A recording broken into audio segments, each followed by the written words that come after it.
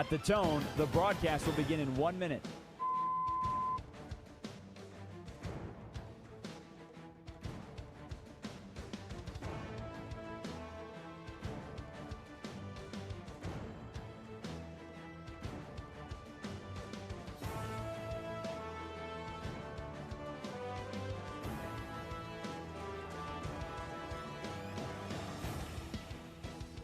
Stations, this is your final time check. At the tone, the broadcast will begin in 30 seconds.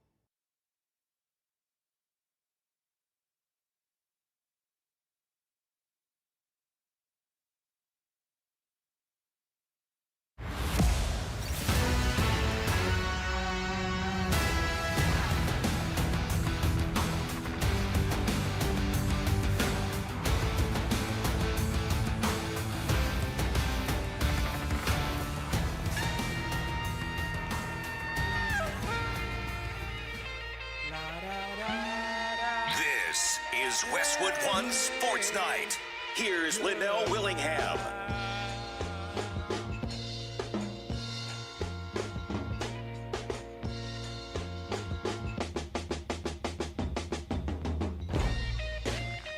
Oh,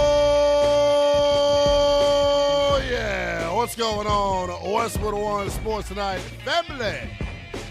You know who it is, youngest in charge movement. Lynnell Willingham here with you live and nationwide on Westwood One Sports. Ride with me as I take you up to 3 a.m. Eastern Time here on a Monday night edition of Westwood One Sports Night. What's happening, good people? Heck of a lot to get into. It is the People Show. You know how we get down. A bunch of different ways you can tap into the program. We encourage you to hit us up on the talk and text line 310-840-4910, 310-840-4910. You can tweet at me as well, same handle on each and every social media platform. It is at NELL_BTP. On X, you can check out the live stream as well as on YouTube. Just search Westwood One Sports Night on YouTube. Like, subscribe, comment, do the whole nine to get out long-form content of the show. You can consume our YouTube shorts, and then at the end of this bad boy, you get all 4 hours in its entirety. It is a Meal Monday, so more incentive for you to be tapped into us on YouTube. By the way, is this my first show? I think it may be, during the week at least, my first show in which we've hit 1,000 subscribers, so shout out to you guys, man, continuing to do the damn thing. We're going to encourage you to keep tapping in with us on YouTube. We already hit 1,000. Y'all got some more wood to chop. If you thought you were getting off that easy, you must have lost your damn mind. You now got to get us to 2,000 subscribers. So shout out to you all, the best sports radio audience in the world, Craig. Appreciate you all locking in the way that you do. Sweet 16 officially set. I'm excited for it, man. I really am. And maybe I got a little extra reason, a little extra incentive to be excited for the Sweet 16. Your boys, plural, will be boots on the ground in the nation's capital, Washington, D.C., the site of the Sweet 16, and really, for my money, the site of the two best games that we're going to get in this Sweet 16. Coming up on Friday, 7:10 p.m. Eastern Time, St. John's, Duke, battle of two blue blood programs fighting for the right to make it to the Elite Eight, and then the nightcap. And I'm excited for this one. And maybe I shouldn't be so excited since I got to wake up early as hell the next morning to entertain you all. But I'm going to rock out. I'm going to do it for the program. I'm going to do it for the people now. Man, the game that we get on Friday night to wrap it up, Michigan State, UConn. Almost got confused for a second. Like, whoa, who's playing? Michigan State, UConn. Super duper excited for that one, man. Two more programs that are rich in tradition and history. I can't wait for it. But I will say this just to crack things off here with our conversation surrounding the NCAA tournament. I will be honest and transparent with you all. As we're in that beginning stage of the tournament where you're filling out the brackets and you're trying to get up to speed on, say, 15 seed Furman or Cal Baptist, whoever the hell schools that got blown out, all the mid-majors that got crushed this weekend, you kind of spend the beginning portion of the tournament trying to figure out, what it is and what it ain't with those schools. This part of the tournament that we're in right now, where all the big dogs are left in the yard, so to speak, this is what I get geeked up for. But I'll say this. The first 4 days of this tournament, talking about Thursday, Friday, Saturday, Sunday, that first weekend, I know people are a little bit stank right now. People are upset because the mid-majors, did not come out swinging the way that they usually do, but we know it. With this age of NIL, the days of seeing the mid-majors go on Cinderella runs are over, partner. And I love a underdog story, just as much as the next brother do. But those days, because of NIL, those days of the underdog making a run, it's over. But bottom line is, when it comes to the first weekend of the NCAA tournament, it proved why this is the best postseason in all of sports. Not even close. This NCAA tournament, March Madness, it is the best postseason in all of sports. It's better than the NFL playoffs.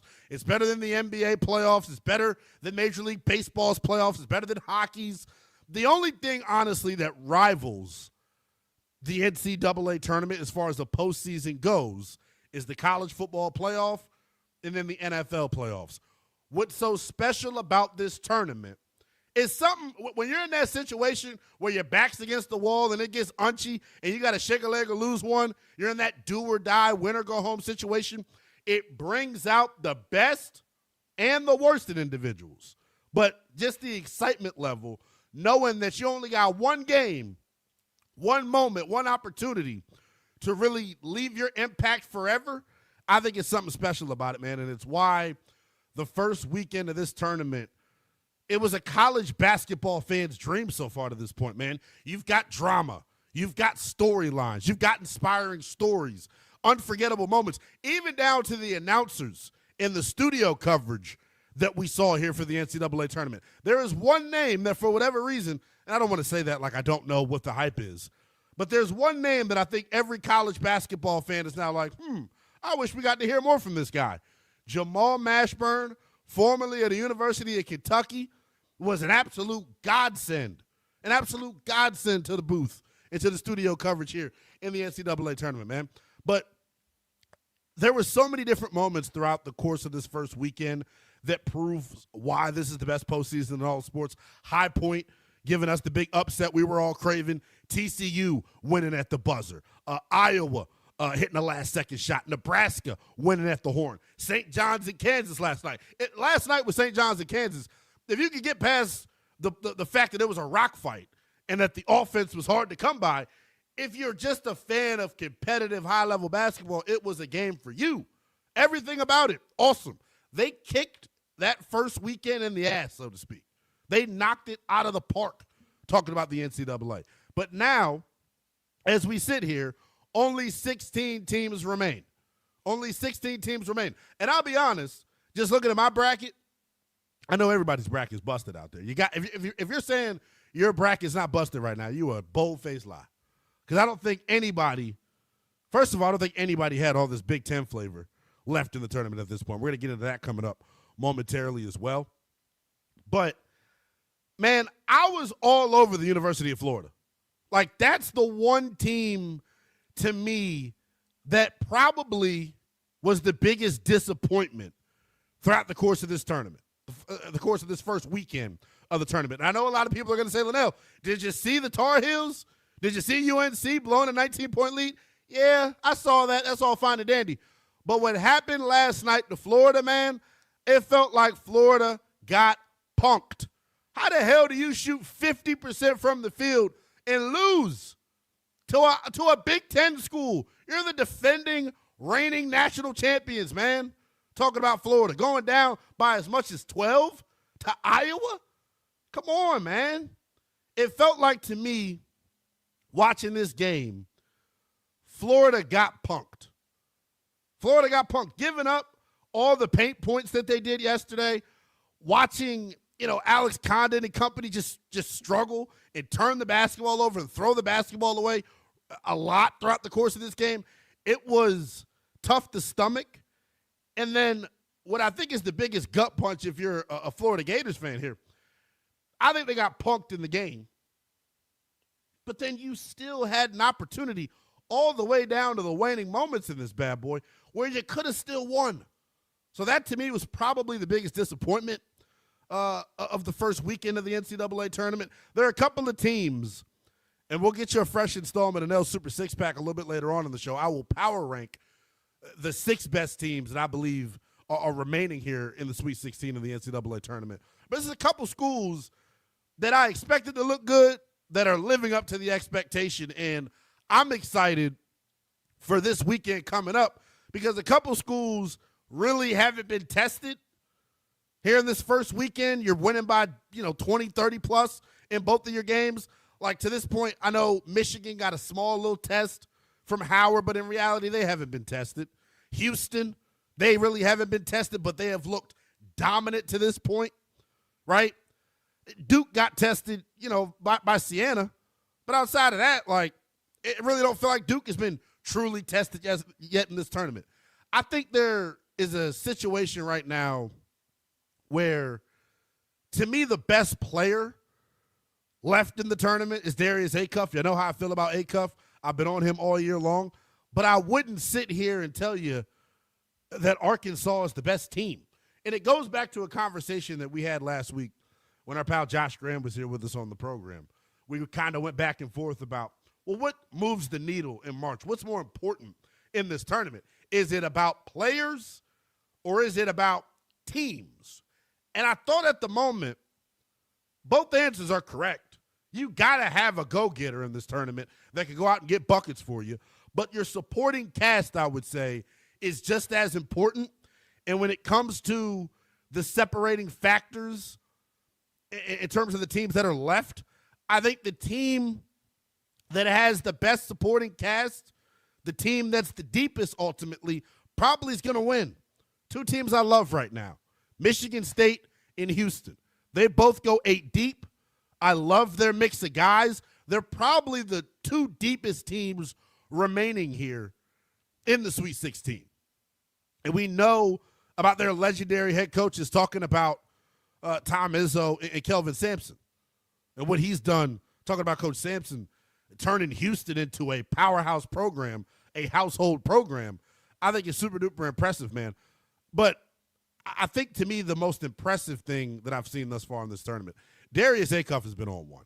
He continues to show why there's a real argument for him being the best player in the country and maybe the number 2 overall draft pick coming up after A.J. DeBonsa. I think NBA scouts, and this is why the tournament's so, elite to me. I said it going in, man. I felt this way about Darren Peterson. I felt this way about all the top guys. Acuff, DeBonsa, Boozer, and we're going to get to Boozer coming up here in a second. I thought this tournament really provided an opportunity for these guys to separate themselves from one another when we talk about the lens of the NBA draft. And although DeBonsa got knocked out in round 1, I thought he played really well in that basketball game. One guy whose stock I think has been hurt a little bit, in my opinion at least, you're really seeing what he is, talking about Cameron Boozer. I look at Boozer and go, man, I know everyone looks at the intangibles with him, and everyone thinks he's a Duke player, he's a winner, he's the son of an NBA pro. Watching the way that teams were guarding him, man, he's at the three-point line. They're standing an inch or 2 above the free throw line. He's got to get his jump shot together at the next level. That's got to be a part of his game. It's got to be something that he improves on. Just watching him, though, you didn't feel, while watching him, he didn't feel like a guy that was going to be a top 5 pick in this draft. His impact on the game, I wish it was more. Now, obviously, when Ngagba comes back, he looks way better. He's got someone spoon-feeding him the ball at the rim. It was great to watch. I thought he rebounded well. I think there's a level of toughness that he plays with. But I have real, like I continue to say, real doubts and reservations about him being a legitimate franchise-altering talent. One guy I don't have questions about, Darius Acuff, and their matchup, I think, is one of the best matchups of this Sweet 16, talking about Arkansas and Arizona. I'm heartbroken by this one. I'm torn right down the middle because I think Arizona is one of the deepest, best teams.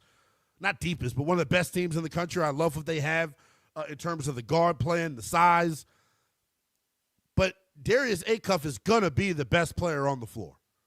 And I think when it comes to stacking those two teams up side by side, I think they're, relatively evenly matched, right? Darius Acuff will be the best player on the floor. Will he be the difference maker? Will he be the difference maker is the question, because when I look at Arizona and I look at Arkansas, the one Achilles heel that I think they both have is if their bigs get in foul trouble, do you have guys off the bench that can come in and give you big-time minutes? But it's probably going to be my favorite matchup of the weekend, man, talking about, Arizona and Arkansas. High-level guard play, active bigs, both the best players on each team have a legitimate number two guy that can go get buckets for him too. We know the duo of, Malik Thomas and Darius Acuff. I've been touting them all season.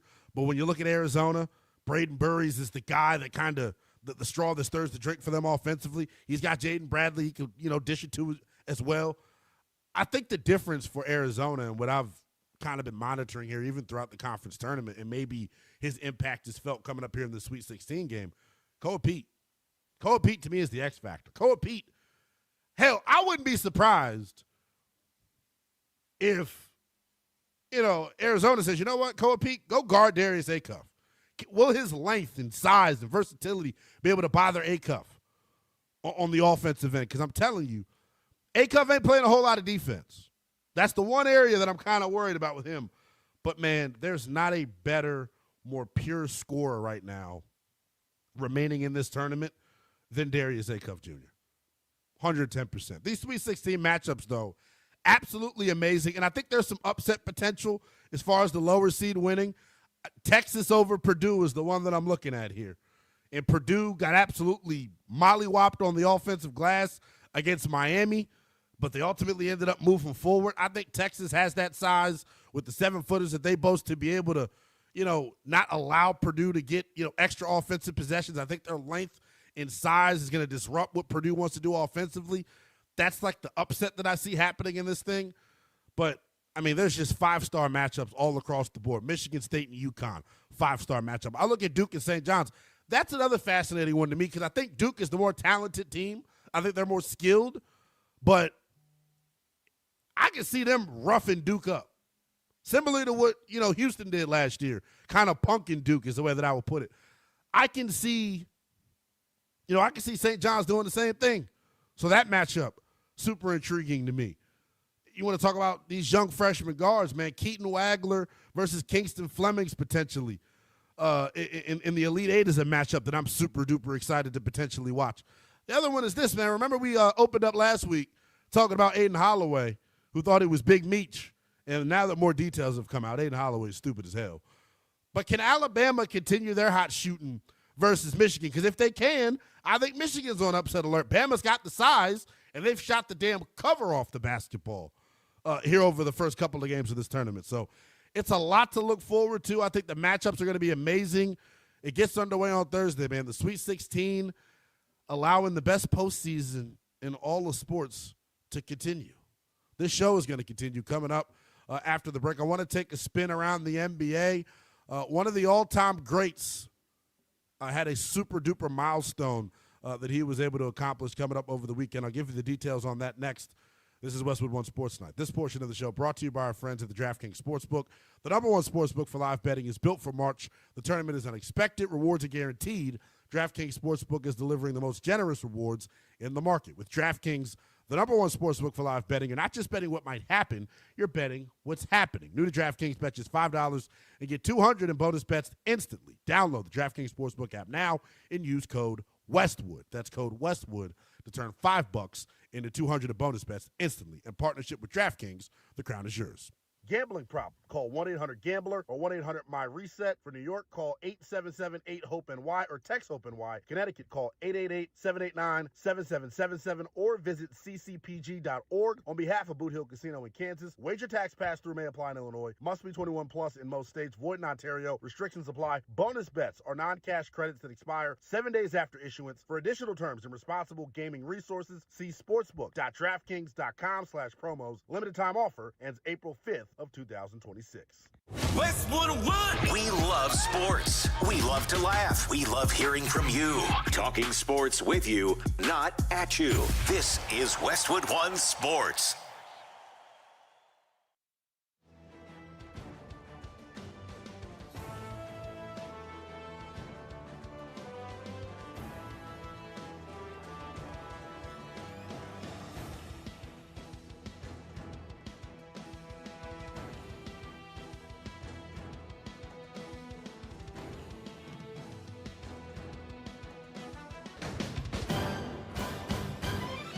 At the tone, the broadcast will begin in 4 minutes, 30 seconds.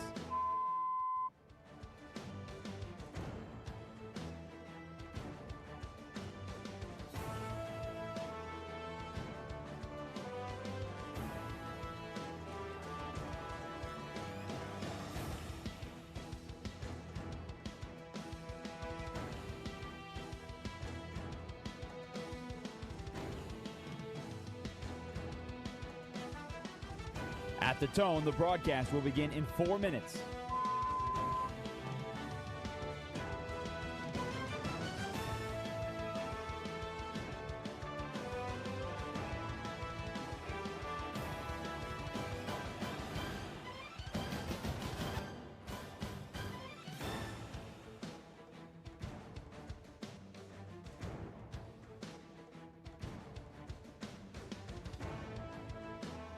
At the tone, the broadcast will begin in 3 minutes and 30 seconds.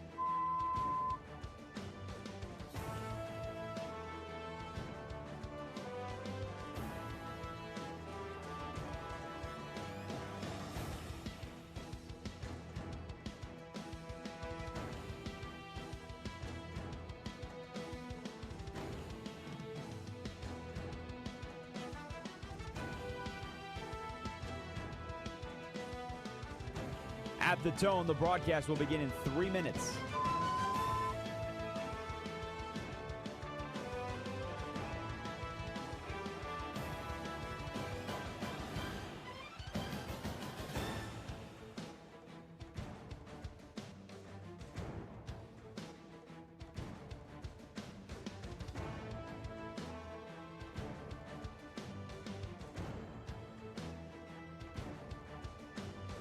At the tone, the broadcast will begin in 2 minutes, 30 seconds.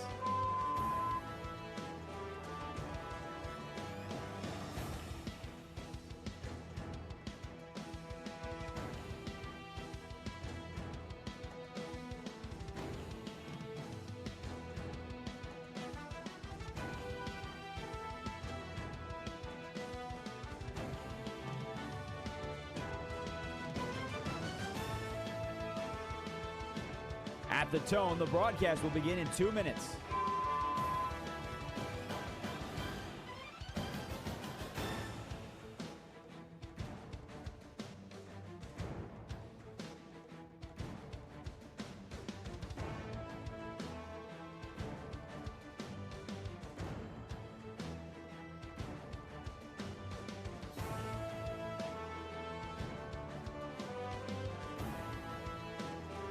At the tone, the broadcast will begin in 1 minute, 30 seconds.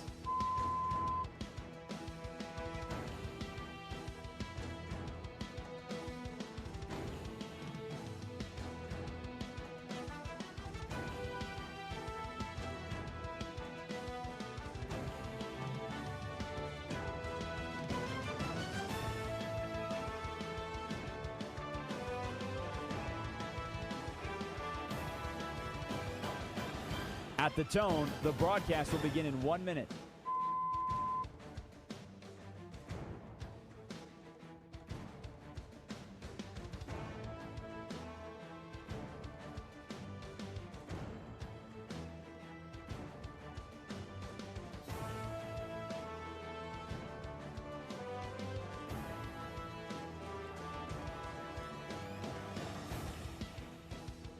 Stations, this is your final time check. At the tone, the broadcast will begin in 30 seconds.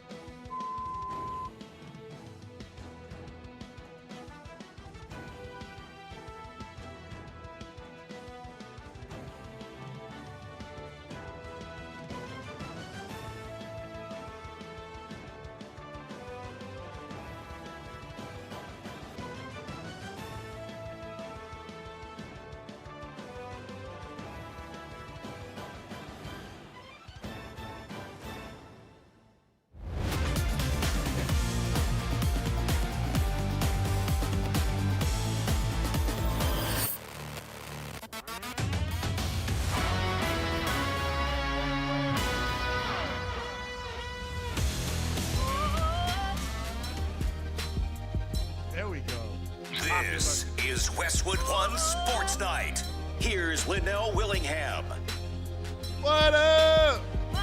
Westwood One Sports Night continues with the youngest in charge, Lynnell Willingham, taking you coast to coast, baby, as we get you up at 3 a.m. Eastern Time. It's the People's Show. You know how we get down. You can hit me up on the talking text line, 310-840-4910. 310-840-4910. You can hit us up on YouTube as well. Stream the show. You can do that nightly, people. Just search Westwood One Sports Night on YouTube. Like, subscribe, comment, do the whole nine, so you can help our subscriber count go up and so you can watch the show. Damn it. I mean, we're entertaining people. I'll give you a tease that's for way, way later on in the show, but it's something that'll make you want to stick around and listen to all 4 hours. There is a story of a quadriplegic murderer out in Maryland that you're not going to want to miss. That's a tease here on radio, people. We appreciate you, though.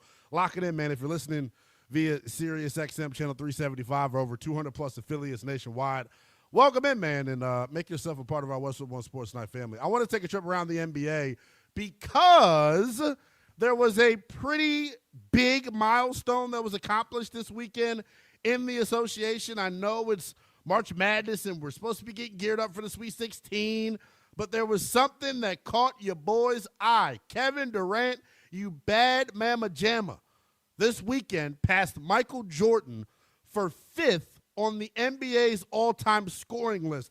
When I say that, first and foremost, it honestly sounds fake. It does. When I say it, it doesn't feel real. Kevin Durant having that sort of accomplishment, I think, speaks to the fact that he is probably one of the most disrespected stars of all time. That's how I feel about Kevin Durant.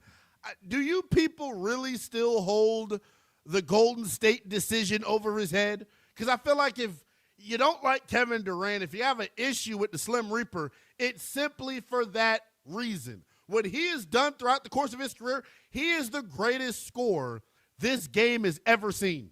And there are numbers to back that up. So over the weekend, he passed Michael Jordan on the all-time scoring list. He took 2,177 less shots to accomplish that feat.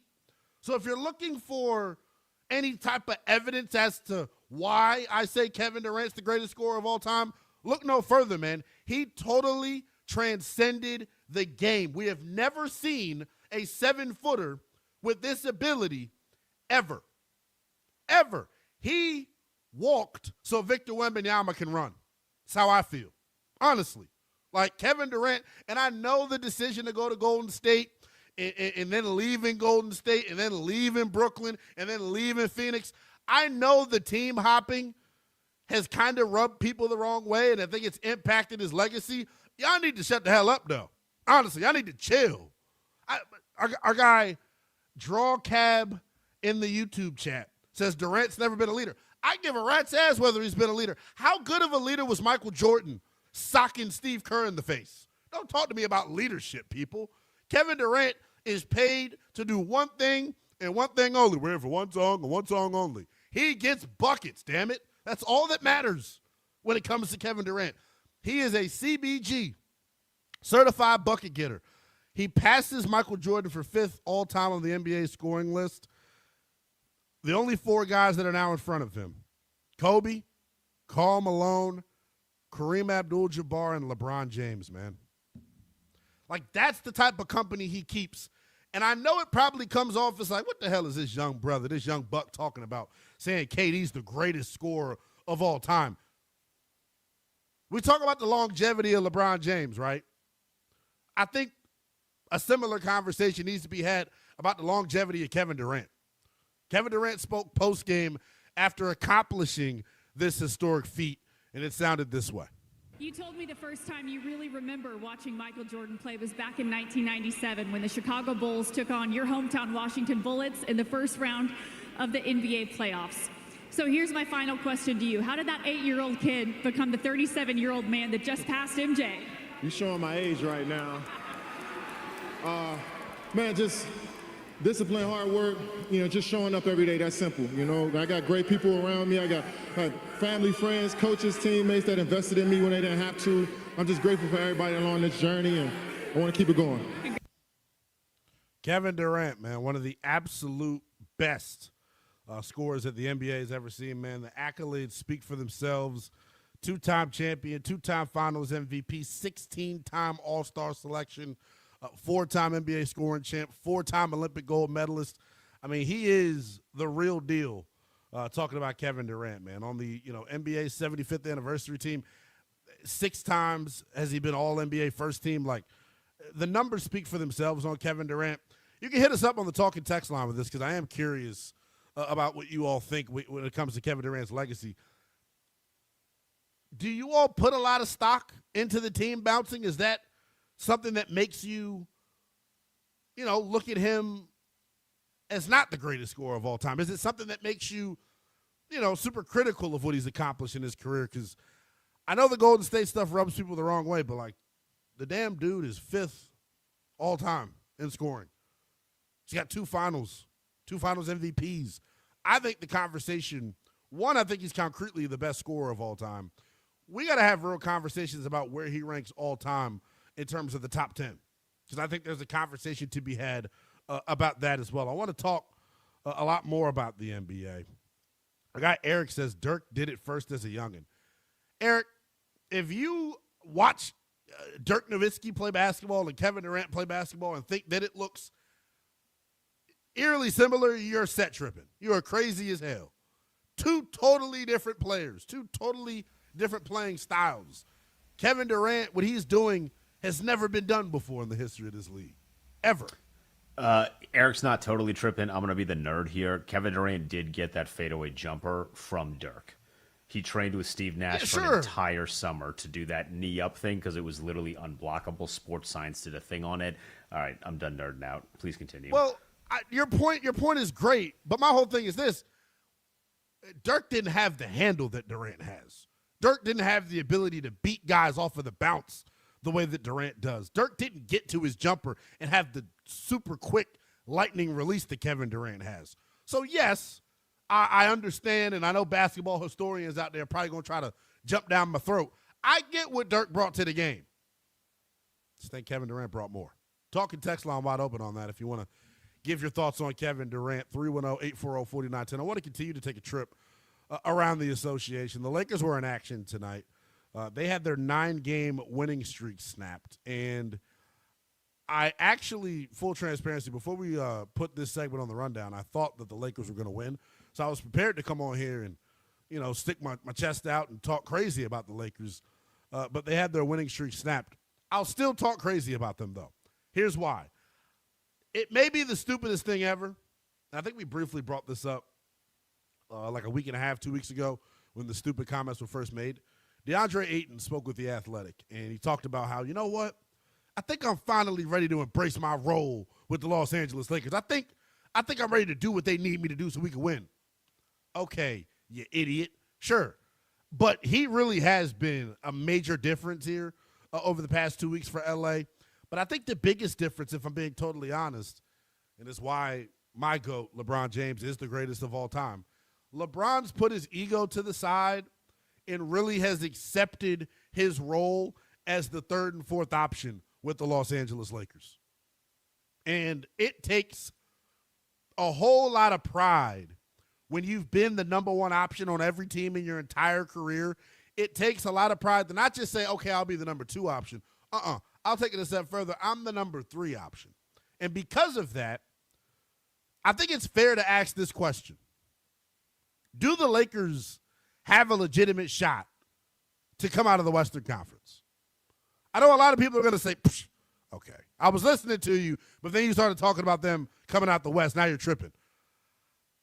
I kind of feel the same way. I think as far as the first round goes, there's this logjam between 3 and 7 in the West. Only 6 games rather, separate the 3 seed and the 7 seed in the Western Conference. The Lakers are probably going to end up being that 3 seed, but who knows? It's such a tight logjam, man, that they can get matched up with either Houston, Denver, Minnesota, Phoenix. Out of those teams, I think Houston is legitimately the only team that they can beat in a 7-game series. Like, I don't know if they can beat Denver in a 7-game series. I don't know if they can beat Minnesota in a 7-game series. But here's the thing.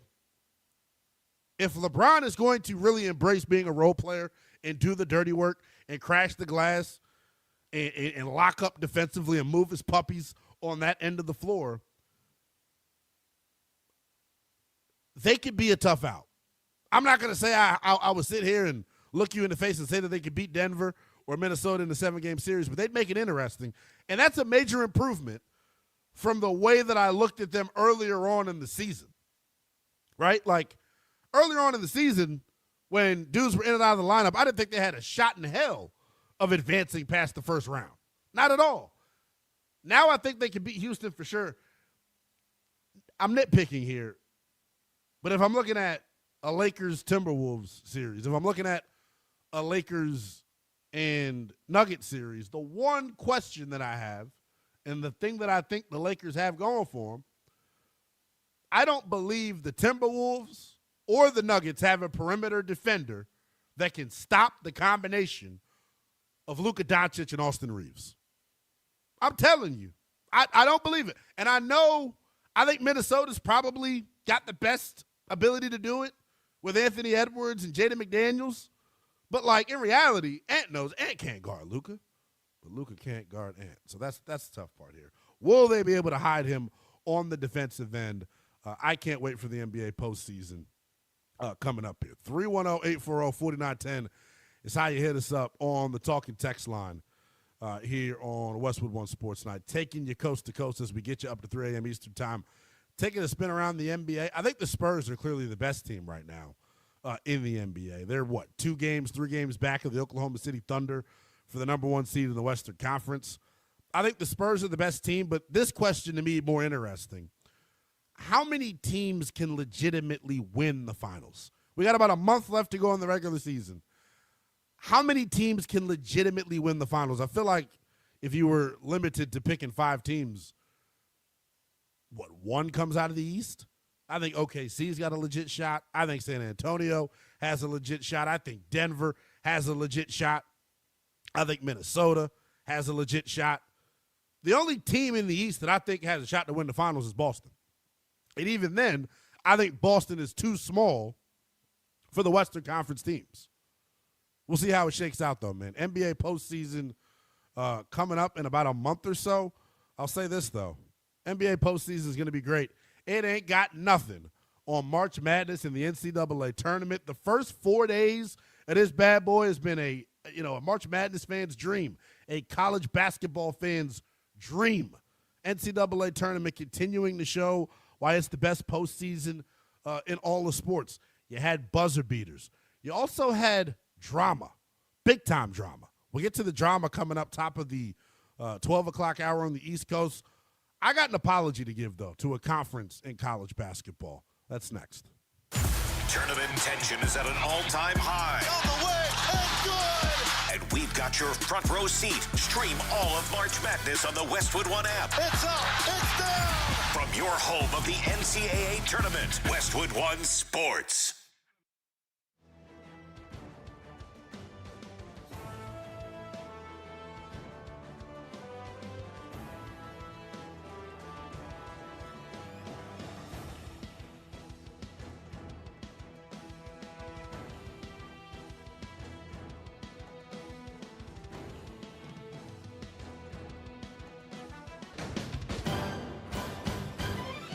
At the tone, the broadcast will begin in 4 minutes, 30 seconds.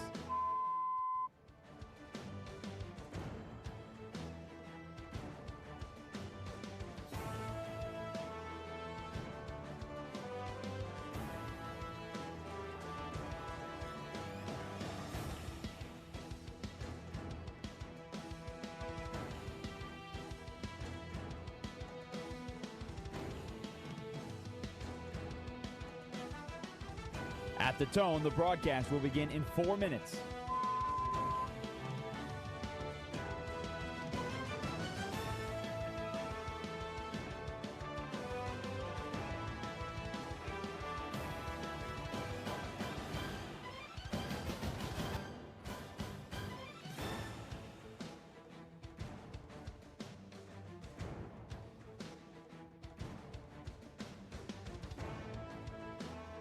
At the tone, the broadcast will begin in 3 minutes and 30 seconds.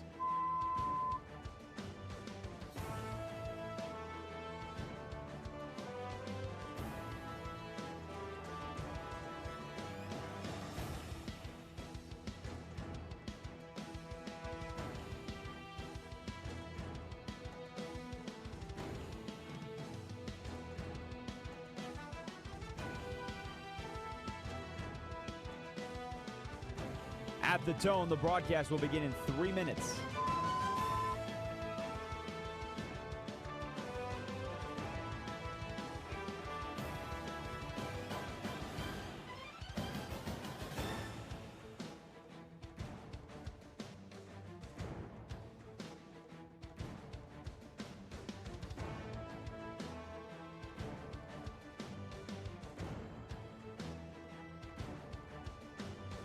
At the tone, the broadcast will begin in 2 minutes, 30 seconds.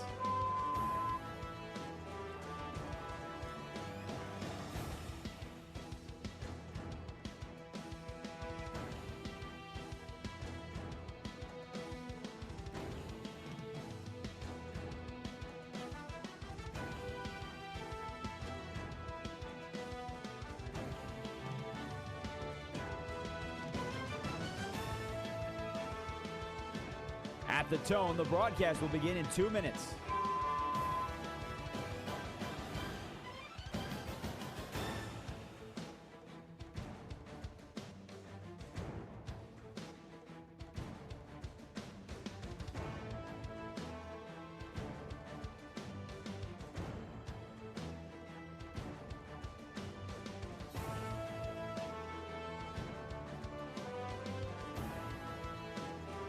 At the tone, the broadcast will begin in 1 minute, 30 seconds.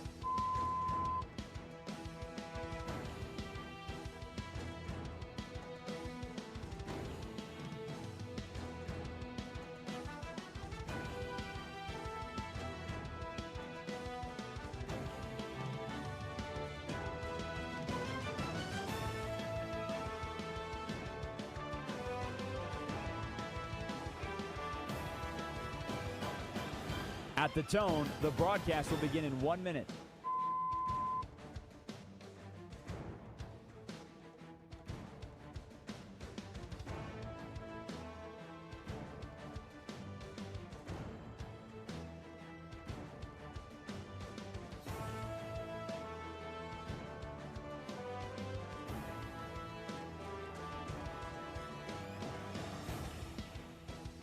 Stations, this is your final time check. At the tone, the broadcast will begin in 30 seconds.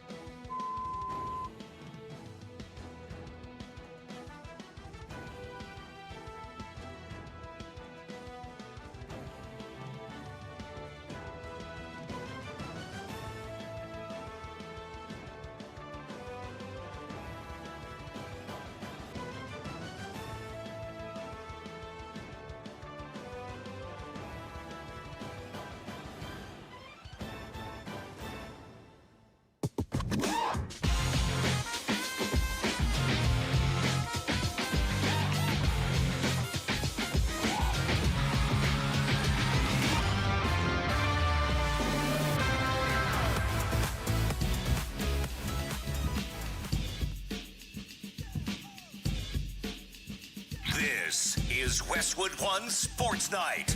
here's Lynnell Willingham. This is Westwood One. We have a lot of fun. I'm banging takes over your head like a drum. And I keep my body covered up like a nun. Westwood One Sports Night continues with the youngest in charge, Lynnell Willingham, getting you up to 3 a.m. Eastern Time as we take you coast to coast here on Westwood One Sports Night. Appreciate you locking into the show. However you're doing so, on our over 200-plus affiliates out there nationwide on radio, lock in with us, baby. Sirius XM Channel 375. You can check out the visual element of the program as well. We're streaming live nightly on X and YouTube. On X, it is at NELL_BTP. On YouTube, just search Westwood One Sports Night. Just wrapped up a good NBA conversation. We'll put a bow on it with a call. Our guy Vic out in Maryland wants to chime in. Kevin Durant this past weekend passed Michael Jordan for 5th on the all-time scoring list.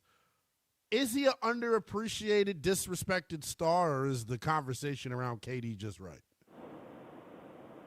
No, Lynnell, what's up, by the way? Congratulations. What's going on, brother? You doing big things. I'm just leaving. I can keep, by the way. Vince told me you out here now. Yes, sir. Yes, sir. Yes, sir. So, based on what KD was always projected to be and what he was from Texas to the NBA, he's been every bit of what he was supposed to be and more. You know, a lot of prolific scorers coming out of college, particularly his best friend, Mike Beasley. Yeah. Mike didn't live up to what Mike was supposed to be. As prolific as a scorer and dominant as Mike was at the time, Kevin did, though. His longevity, his ability, as you said, to play off the bounce, off the dribble, get to the rim, score in every different area and facet of basketball intelligence for 2 decades is not underrated that's at all. the other part, too, Vic, that I think doesn't get talked about. The longevity with him is why I think LeBron is the greatest of all time. Kevin Durant's longevity, I think, should really have him towards the top of that conversation as well in terms of the best scorers, because there hasn't been a drop-off. He's still in his prime. Yeah, and that part I agree with. Now, I do respect, you know, I think I'm 39, so I think you're a little younger than me. Yeah. I do respect you saying LeBron is the greatest of all time, is your GOAT. His longevity is divine. Let's just call it what it is. Vic, I'd even go as far as to say he's the greatest athlete of all time, brother. Like, that's how I feel about it. I got to let you run because we got some other guys on the line, but I appreciate you as always, man. I got Vic chiming in from out in the DMV, showing Kevin Durant some love, because guess what? He deserves it. He deserves it. And I know, as I said in the last segment, I know the number one turnoff that folks have with Kevin Durant is the fact that he left Oklahoma City. And I don't think it's just that he left OKC. I think it's the manner in which he left. I think it's also the fact that he, proceeded to, go to 2-3 different teams after the fact.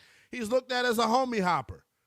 I don't think it's fair, because everywhere that he goes, he's the best player on the team. So because that's the case, he can do whatever the hell you want. It's not like, Kevin Durant goes somewhere and is playing second fiddle to somebody. Why isn't he doing that? Because he's the greatest scorer of all time, and no coach in their right damn mind would choose another scoring option over Kevin Durant on a basketball team. Even Steph Curry conceded and deferred to Kevin Durant. It's just the way that it goes. I told you all going into the break, I owe a certain conference an apology.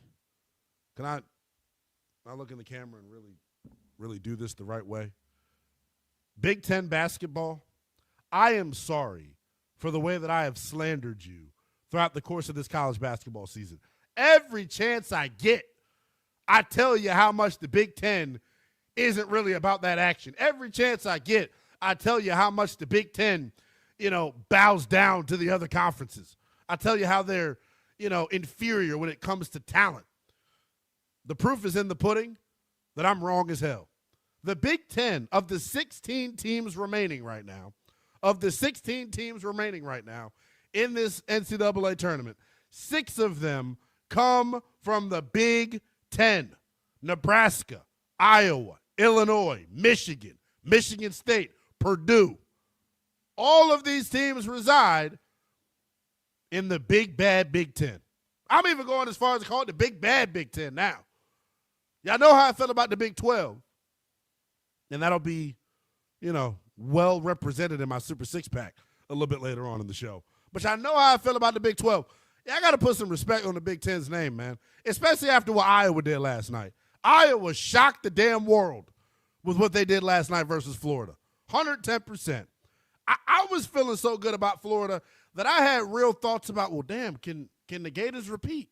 Can the Gators run it back? Can the Gators get it done once again? Last night and throughout the course of this tournament, I think these Big Ten schools have showed a lot of fight, have showed a lot of grit, and they're making history in the process. This is Nebraska's first ever Sweet 16. First time they've ever punched their ticket to the Sweet 16. Amazing. Iowa, it's their first Sweet 16 appearance in 11 seasons, man. So, every 20 years, the cicadas come back is what they say, right? And is cicadas like a nationwide thing, or do we just have them in the DMV? I hope cicadas are nationwide, and I'm not just tripping. You all are like, what the hell is a cicada? The cicadas come around every 20 years, they say. Maybe that's when the Big Ten is good, every 10, 15 years. I'm just saying. I even got to give them a low blow on the way out because that's just how I feel about them. But, no, you got to give a lot of credit to the Big Ten. I'll say this. I think Michigan clearly is the best team within that conference. But as we kind of talked about, opening up this show, the matchup that I'm most intrigued by, one of the matchups that I'm most intrigued by, Keaton Wagler versus Kingston Flemings, the 2 star freshman point guards, going to go at each other's necks coming up here in the Sweet 16. Like, that's what makes college basketball special. That's why this tournament, in particular this year, is why I think it's so damn good. You're getting matchups like that in the Sweet 16. Sign me up. Sign me up. But if I'm being real, right, I'm apologizing to the Big Ten. But in reality, when I look at the remaining teams in the field, I think Michigan's the only Big Ten team that has a legitimate shot to win the whole thing. And I don't feel comfortable really saying that. Now, Vegas feels differently than I do, right? Illinois and Houston. I think Houston probably, for my money, is the best team left in the land. Our pals at the DraftKings Sportsbook only has Houston as 3.5-point favorites. Now, what I will say about Houston in this game against Illinois, both of these two teams, talking about Illinois and Houston, haven't really been challenged yet throughout the course of this tournament. They both had big-time blowout wins in their first 2 games. Now, it's going to get unchy. Now, your butt cheeks get tight, so to speak, right? There's pressure in these games because the competition level ratchets the hell up. I don't know. In all of these matchups, I think Michigan's the only Big Ten school that I look at and go, yeah, they've got a chance to advance. When I look at the other teams and who they're matched up with here, I just don't give them – I don't give them much of a shot. I don't. Now, lucky for the Big Ten, you get Iowa and Nebraska locking horns for what I think will be, the 3rd or 4th time this year? Like, that's something to me that's fascinating. One of them – here's the crazy part. I think we'll have at least 2 teams in the Elite 8 from the Big Ten. If you would have told me that prior to the start of this tournament, I would have said, the hell is wrong with you? What's your problem, pal? Who do you know in the Big Ten? That's really just how I feel about it, man. And maybe this is just a bad bit, me hating on the Big Ten. Maybe I just am totally uninformed when it comes to Big Ten basketball. I'm not. I know what I've seen over the course of time and over the course of history. I will say this. What the Big Ten has going for them and what makes them a respectable conference, I think, year in and year out, is Tom Izzo at Michigan State. Death, taxes, and Coach Izzo making it to the Sweet 16. So, shout out to the Big Ten. I give you a real deal official apology. Now, don't have me apologize now, Big Ten, and then you come out and get your ass whipped coming up here in the Sweet 16. That's something that would rub me the wrong way. That's something that would have me not believing in you anymore. Something that would make me upset. I don't like to be wrong, right? This profession is brilliant. It's the only profession where you can be wrong 7 days out in the week and twice on Sundays and still keep your job. It's like we're weathermen. Remember that big storm we were supposed to have in the DMV? Tornadoes, thunderstorms, tables, ladders, and chairs. Oh, my. Nothing ever even happened. And no meteorologist got fired. Not that I was advocating for that. Just hopefully you don't advocate for me getting fired when I give you a take that you don't like. A lot more to get to. NCAA Tournament, as I mentioned, a college basketball fan's dream throughout the first 4 days. We had some big-time shots being made. We also had some big-time storylines. We'll give you the latest on Hubert Davis in the University of North Carolina next here on Westwood One Sports Night. This is Westwood One Sports.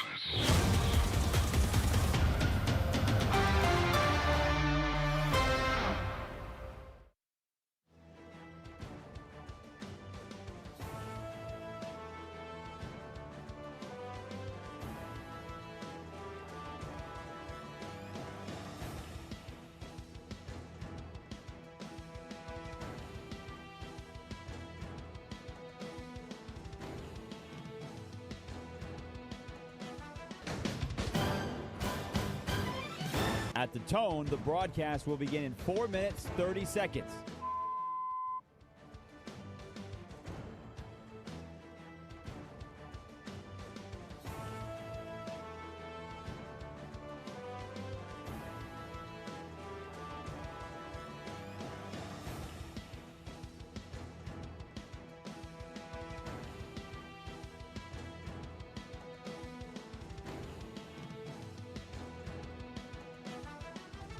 At the tone, the broadcast will begin in 4 minutes.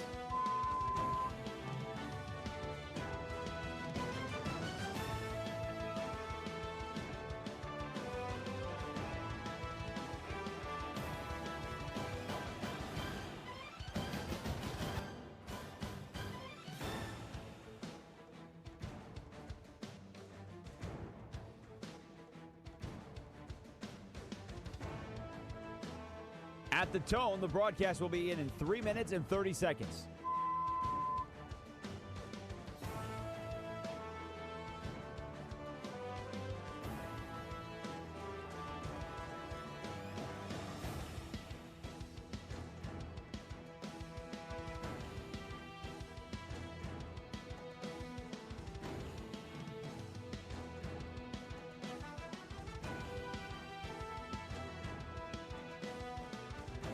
At the tone, the broadcast will begin in 3 minutes.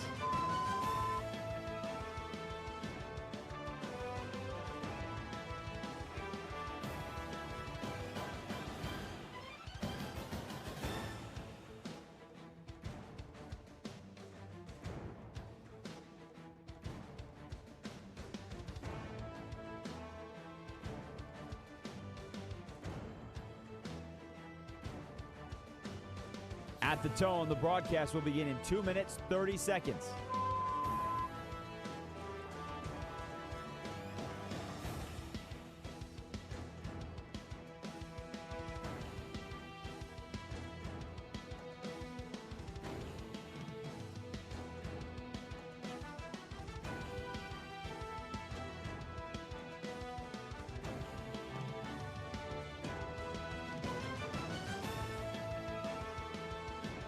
At the tone, the broadcast will begin in 2 minutes.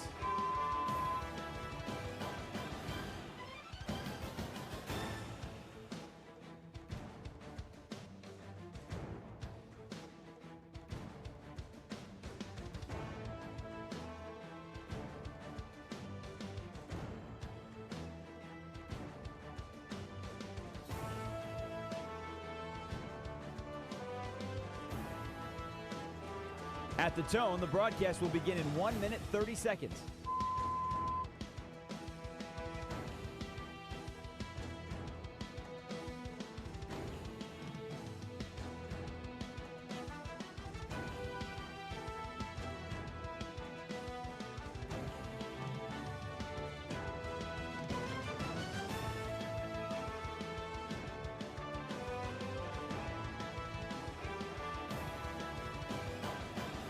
At the tone, the broadcast will begin in 1 minute.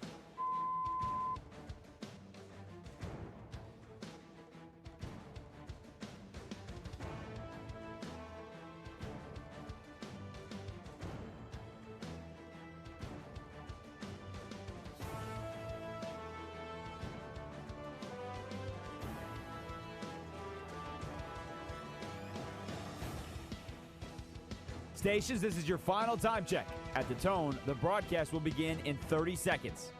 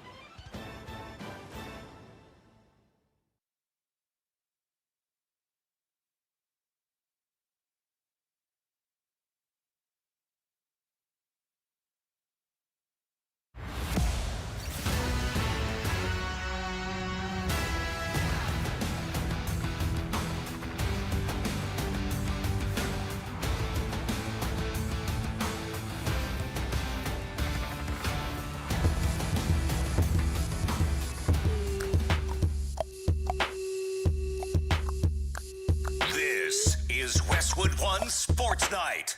Here's Lynnell Willingham.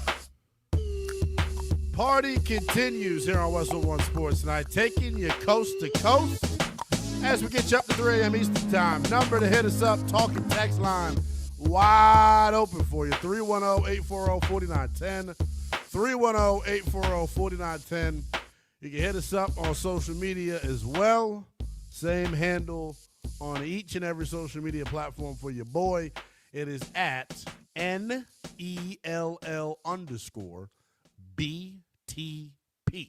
You can check out the visual element of the program as we're streaming live nightly on YouTube. Just search Westwood One Sports Night. The climb and the chase for 2,000 subscribers continues, ladies and gentlemen. So make sure you continue to do your thing. It is a Meal Monday here on Westwood One Sports Night. And last Meal Monday was one for the ages. There was a lot of blood shed, a lot of tears, but we ultimately made it back.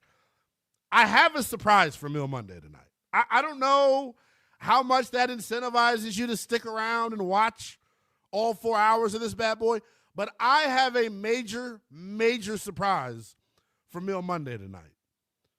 Let's just say that I'm the only one that knows the surprise as well. Denton doesn't know. Oliver Popular doesn't know. If you want to think of something to text us, if you're looking for, well, what could I text into the text line? What do you think my surprise is for Meal Monday? 310-840-4910. There was a surprise in Chapel Hill over the weekend. I am totally stunned that Hubert Davis and his job security is now in question. The former Tar Heel legend who has been leading the program since, the 2021-2022 season. He's won 70% of his games since he's been in Chapel Hill. But the last 2 seasons, when you're one and done in the NCAA tournament, when you do not advance in the NCAA tournament, this is what you deal with. This is what you're subject to. And look, it's Carolina, right? It's Carolina. North Carolina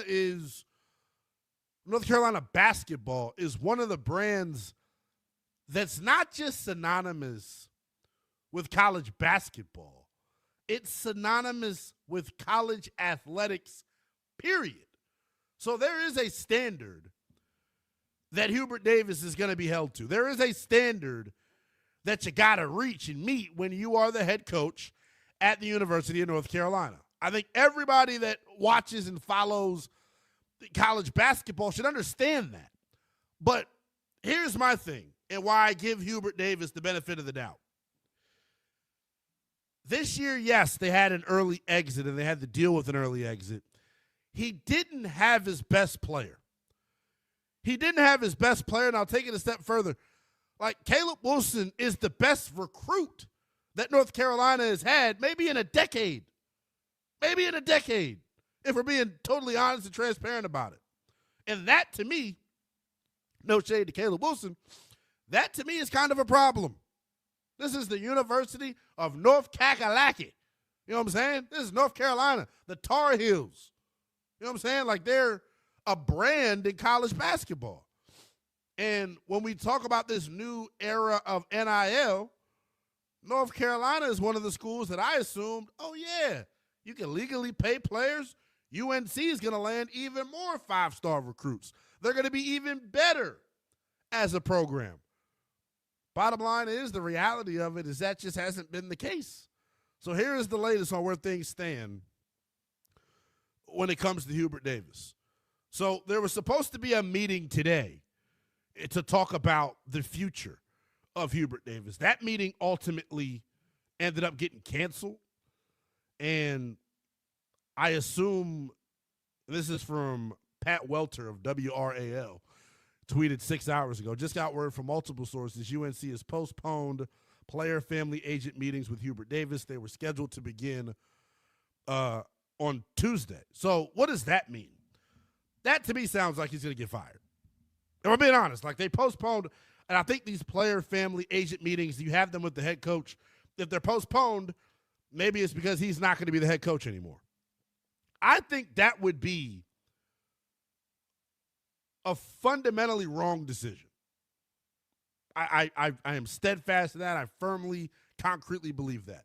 Now, I understand why his job security is in question. I get it.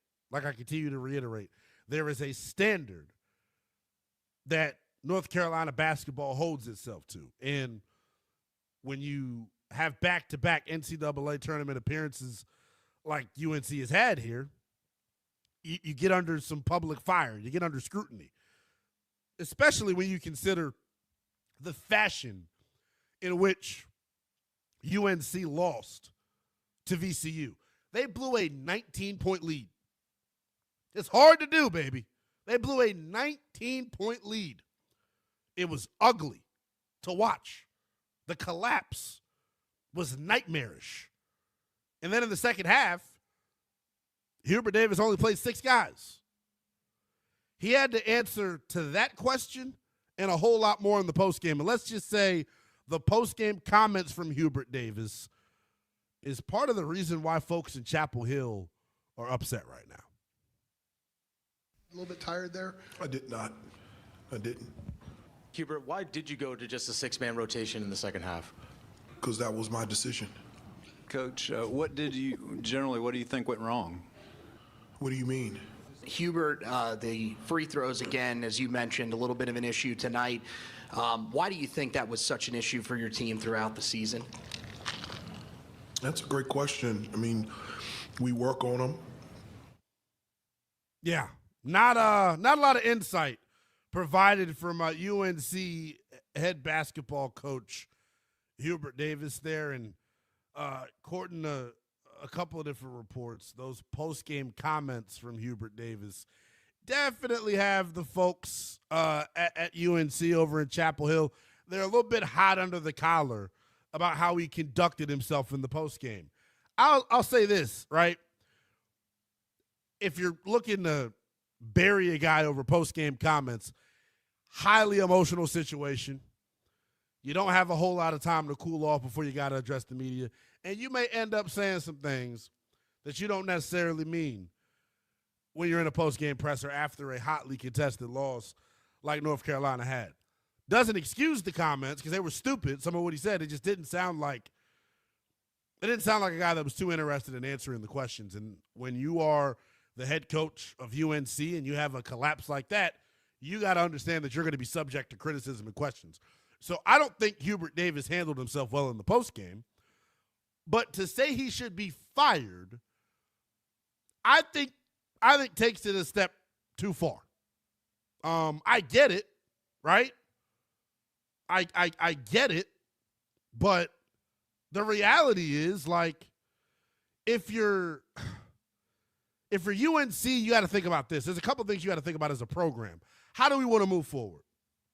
Because UNC, because they are a basketball powerhouse and a blue blood and They're one of the biggest brands in all of college athletics. They hire within the family. They keep it within the family. They keep things in house. Aunties, uncles, and nieces and nephews. Those are who gets the jobs at this program. Prestigious alumni. Dudes that have major ties to the organization is how you get this job at UNC. Hubert Davis, former player, legendary Tar Heel. Roy Williams, we know how long he was the guy there, right? This hire, if they choose to move on from Hubert Davis, I would say this. They got to have a needle-moving coach waiting in the wings. And not Kenny the Jet Smith either. Stephen A. don't know any damn thing. Annoyed the hell out of me when I saw that earlier today on the Big Shouty Show. Stephen A. Smith suggesting that Kenny the Jet Smith should be the next head coach. What coaching experience does Kenny the Jet Smith have? But I do think Stephen A. is going down the right path. I expect them to keep it within the family, so to speak. I expect them to hire from within the UNC program. I don't think they're going to go outside of their comfort zone. They should, right? They should do that. I don't know if it's what they will do. There are a couple of interesting names that I think would be very fit for this job, that I think would be everything that UNC needs. I think the number one thing that I think UNC needs is a guy that when he walks into your living room, he cultivates energy. He gets your parents sitting at the edge of the couch. He gets you sitting at the edge of the couch. That's the number one thing that I think UNC has been missing under Hubert Davis, under Roy Williams. Just think about what the NIL era is, man. Think about what college basketball is about. You got to be willing and have a lit enough personality to be able to walk into a 17-year-old's home and tell them why North Carolina is the place for you. I don't know if when Hubert Davis walks into a room that he has that type of impact on a recruit. And I can say the same thing for Roy Williams. The proof is in the pudding. The proof is in the pudding. My biggest problem with the University of North Carolina, for whatever reason, and maybe it's lack of funding from the boosters, maybe they don't have the NIL fund that other schools have, but that would surprise the hell out of me. We're talking about the University of North Carolina. These numbers on their inability to recruit over the past decade are totally staggering. In the past 10 years, the University of North Carolina has had just 4 top 10 recruiting classes. And 2 of those top 10 recruiting classes actually came from Hubert Davis. So who's really the problem here when it comes to Chapel Hill? What's the real issue that's plaguing this UNC Tar Heel program? I could go back since 2016. The lack of 5 stars that they've been able to bring in. And I think it is being spoken to by way of the draft. UNC's last top 5 pick came in 2005. We're talking about North Carolina, damn it. So when I looked these numbers up earlier, I was stunned. In 2016, the Tar Heels had the 14th ranked class, 1 5-star. 2017, 19th ranked recruiting class, 0 5-stars. 2018, 13th ranked class, 2 5-stars. 2019, 2 5-stars, top 10 recruiting class. 2020, 3 5-stars. Second ranked recruiting class. 2021, 20th ranked recruiting class, 0 5-stars. 2022, 18th ranked recruiting class, 0 5-stars. 2023, the 32nd damn ranked recruiting class. UNC should never, ever, ever, ever be that low on the totem pole when it comes to a recruiting class. It's unacceptable. So it makes me question, what is next for this program? What's the real issue that plagues this program? And what matters more in today's age of college athletics? I'm talking football and basketball. Y'all can hit me up on the talking text line with this at 310-840-4910. I was having this conversation with my uncle earlier today. I was saying to him, like, man, Uncle Stephen, like in today's day and age, I don't know what I would rather have if I was an athletic director. And I want you all to put on your athletic director cap here for a second. What's more important in today's day and age in college athletics? A good recruiter or a good X's and O's coach? Because I think Hubert Davis may be a good X's and O's guy. I don't know if he can recruit. And I think in today's day and age, where NIL is a factor and money is ultimately the determining factor in how you get a guy, does it make the ability to recruit less attractive? Because in reality, like, look, Slim, I don't care if it's Hubert Davis walking into my living room. I don't care if it's Al Davis. I don't care if it's Johnny Davis. You know what I'm saying? Whoever gives me the biggest bag, that's where I'm going. Like, that's what this decision ultimately comes down to nowadays for a lot of these kids. So in today's day and age of college athletics, what's more important? What would you rather have if you're an athletic director? A coach that can recruit his ass off or an X's and O's guru? You can't have neither. And I think that's what folks in Chapel Hill are saying about Hubert Davis is he can't do either. I get that. If that's how you feel, that's how you feel. Talking text line wide open on that, 310-840-4910. I think it's a fascinating conversation because I do think the landscape, as we all know it, we watch it, we read the news and watch, the big shouty shows and Westwood One Sports Night each and every day. The landscape of college athletics has changed and is changing forever. What's important to a program in 2026 may not have been, what was the most important thing back in 2006. Things have changed. The landscape is totally different. Two questions for you on the talking text line. One, if you were an athletic director in today's day and age in the world of college athletics, do you want a guy that's an elite recruiter or do you want a guy that's an X's and O's monster, X's and O's guru? What matters more to you? 310-840-4910. The landscape of the NFL has shifted massively this month. And as we head towards the draft, what will happen next? The NFL never sleeps, and neither do we. On your home for the NFL, Westwood One Sports.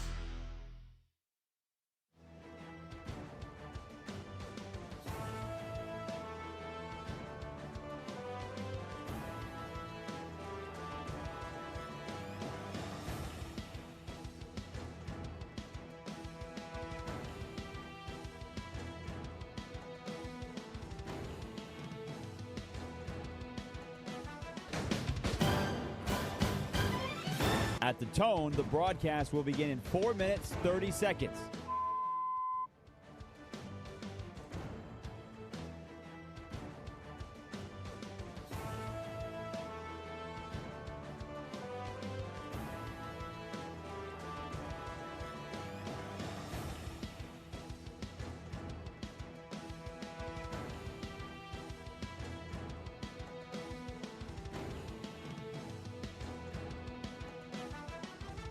At the tone, the broadcast will begin in 4 minutes.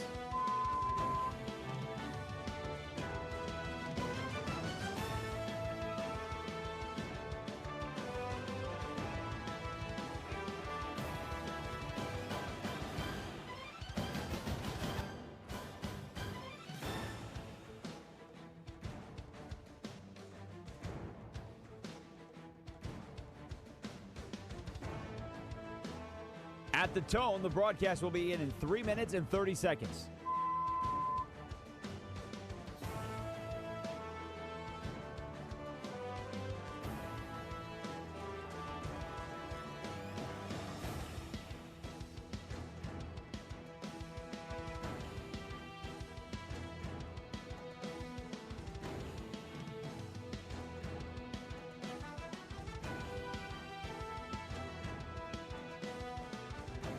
At the tone, the broadcast will begin in 3 minutes.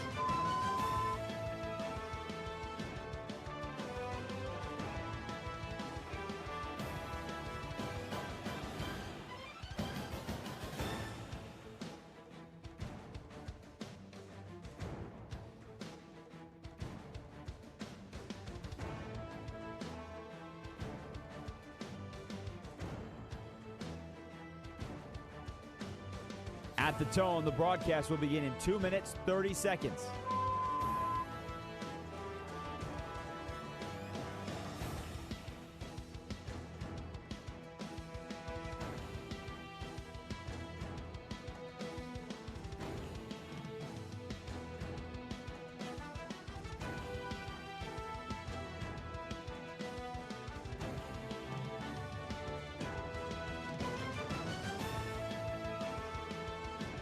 At the tone, the broadcast will begin in 2 minutes.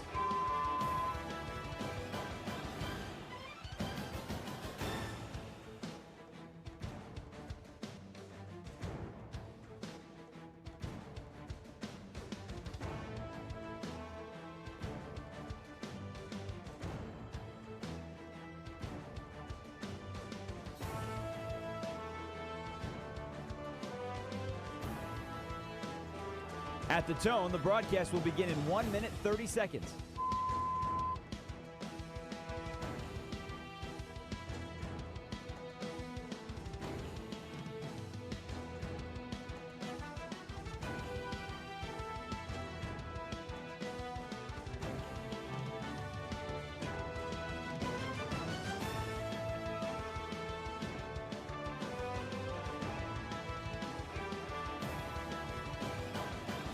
At the tone, the broadcast will begin in 1 minute.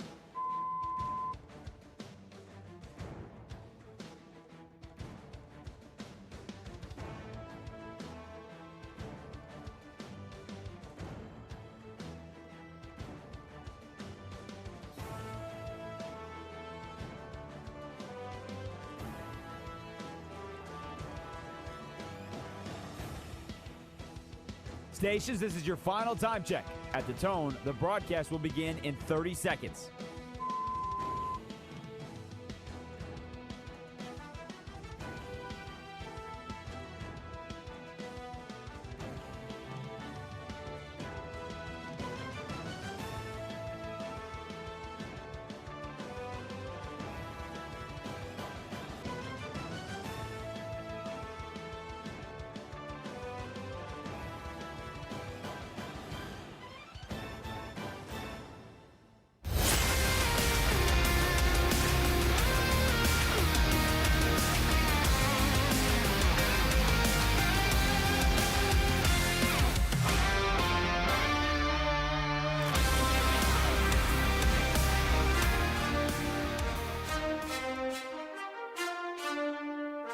This is Westwood One Sports Night.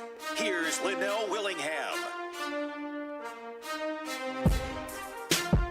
Here I is, youngest in charge, Lynnell Willingham, taking you coast to coast as we get you up to 3 a.m. Eastern Time here on Westwood One Sports Night. Number to hit us up, it is the People Show. Talking text line wide open for you all show long. 310-840-4910. 310-840-4910 is how you reach us. You can check out the visual element of the program, each and every night as well.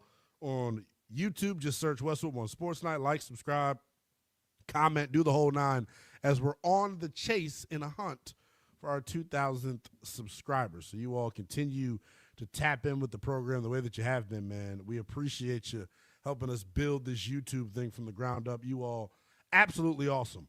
The NCAA Tournament's been absolutely awesome. The first 4 days, Thursday through Sunday, I think it clearly dunked on the rest of the postseasons in sports. NBA playoffs, NHL playoffs, MLB playoffs, NFL playoffs, college football playoff. March Madness in the NCAA Tournament is straight up said, hold my beer. Let me show you how a second season is supposed to be done. You had everything. Big-time shots being made, big-time moments being made, buzzer beaters. You also had drama. There was drama with Flynn Clayman, the head coach of High Point, who hopped on with our pal Josh Graham. You can check out the entirety of that conversation on our YouTube channel. He was great with Josh. He provided some drama. And then we had some drama coming out of Chapel Hill.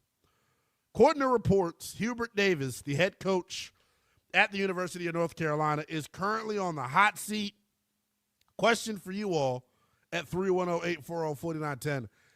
Should he be on the hot seat? Is it fair that he's on the hot seat? And then there's this part of it as well. I think it's totally staggering, the numbers that we gave you on the last segment.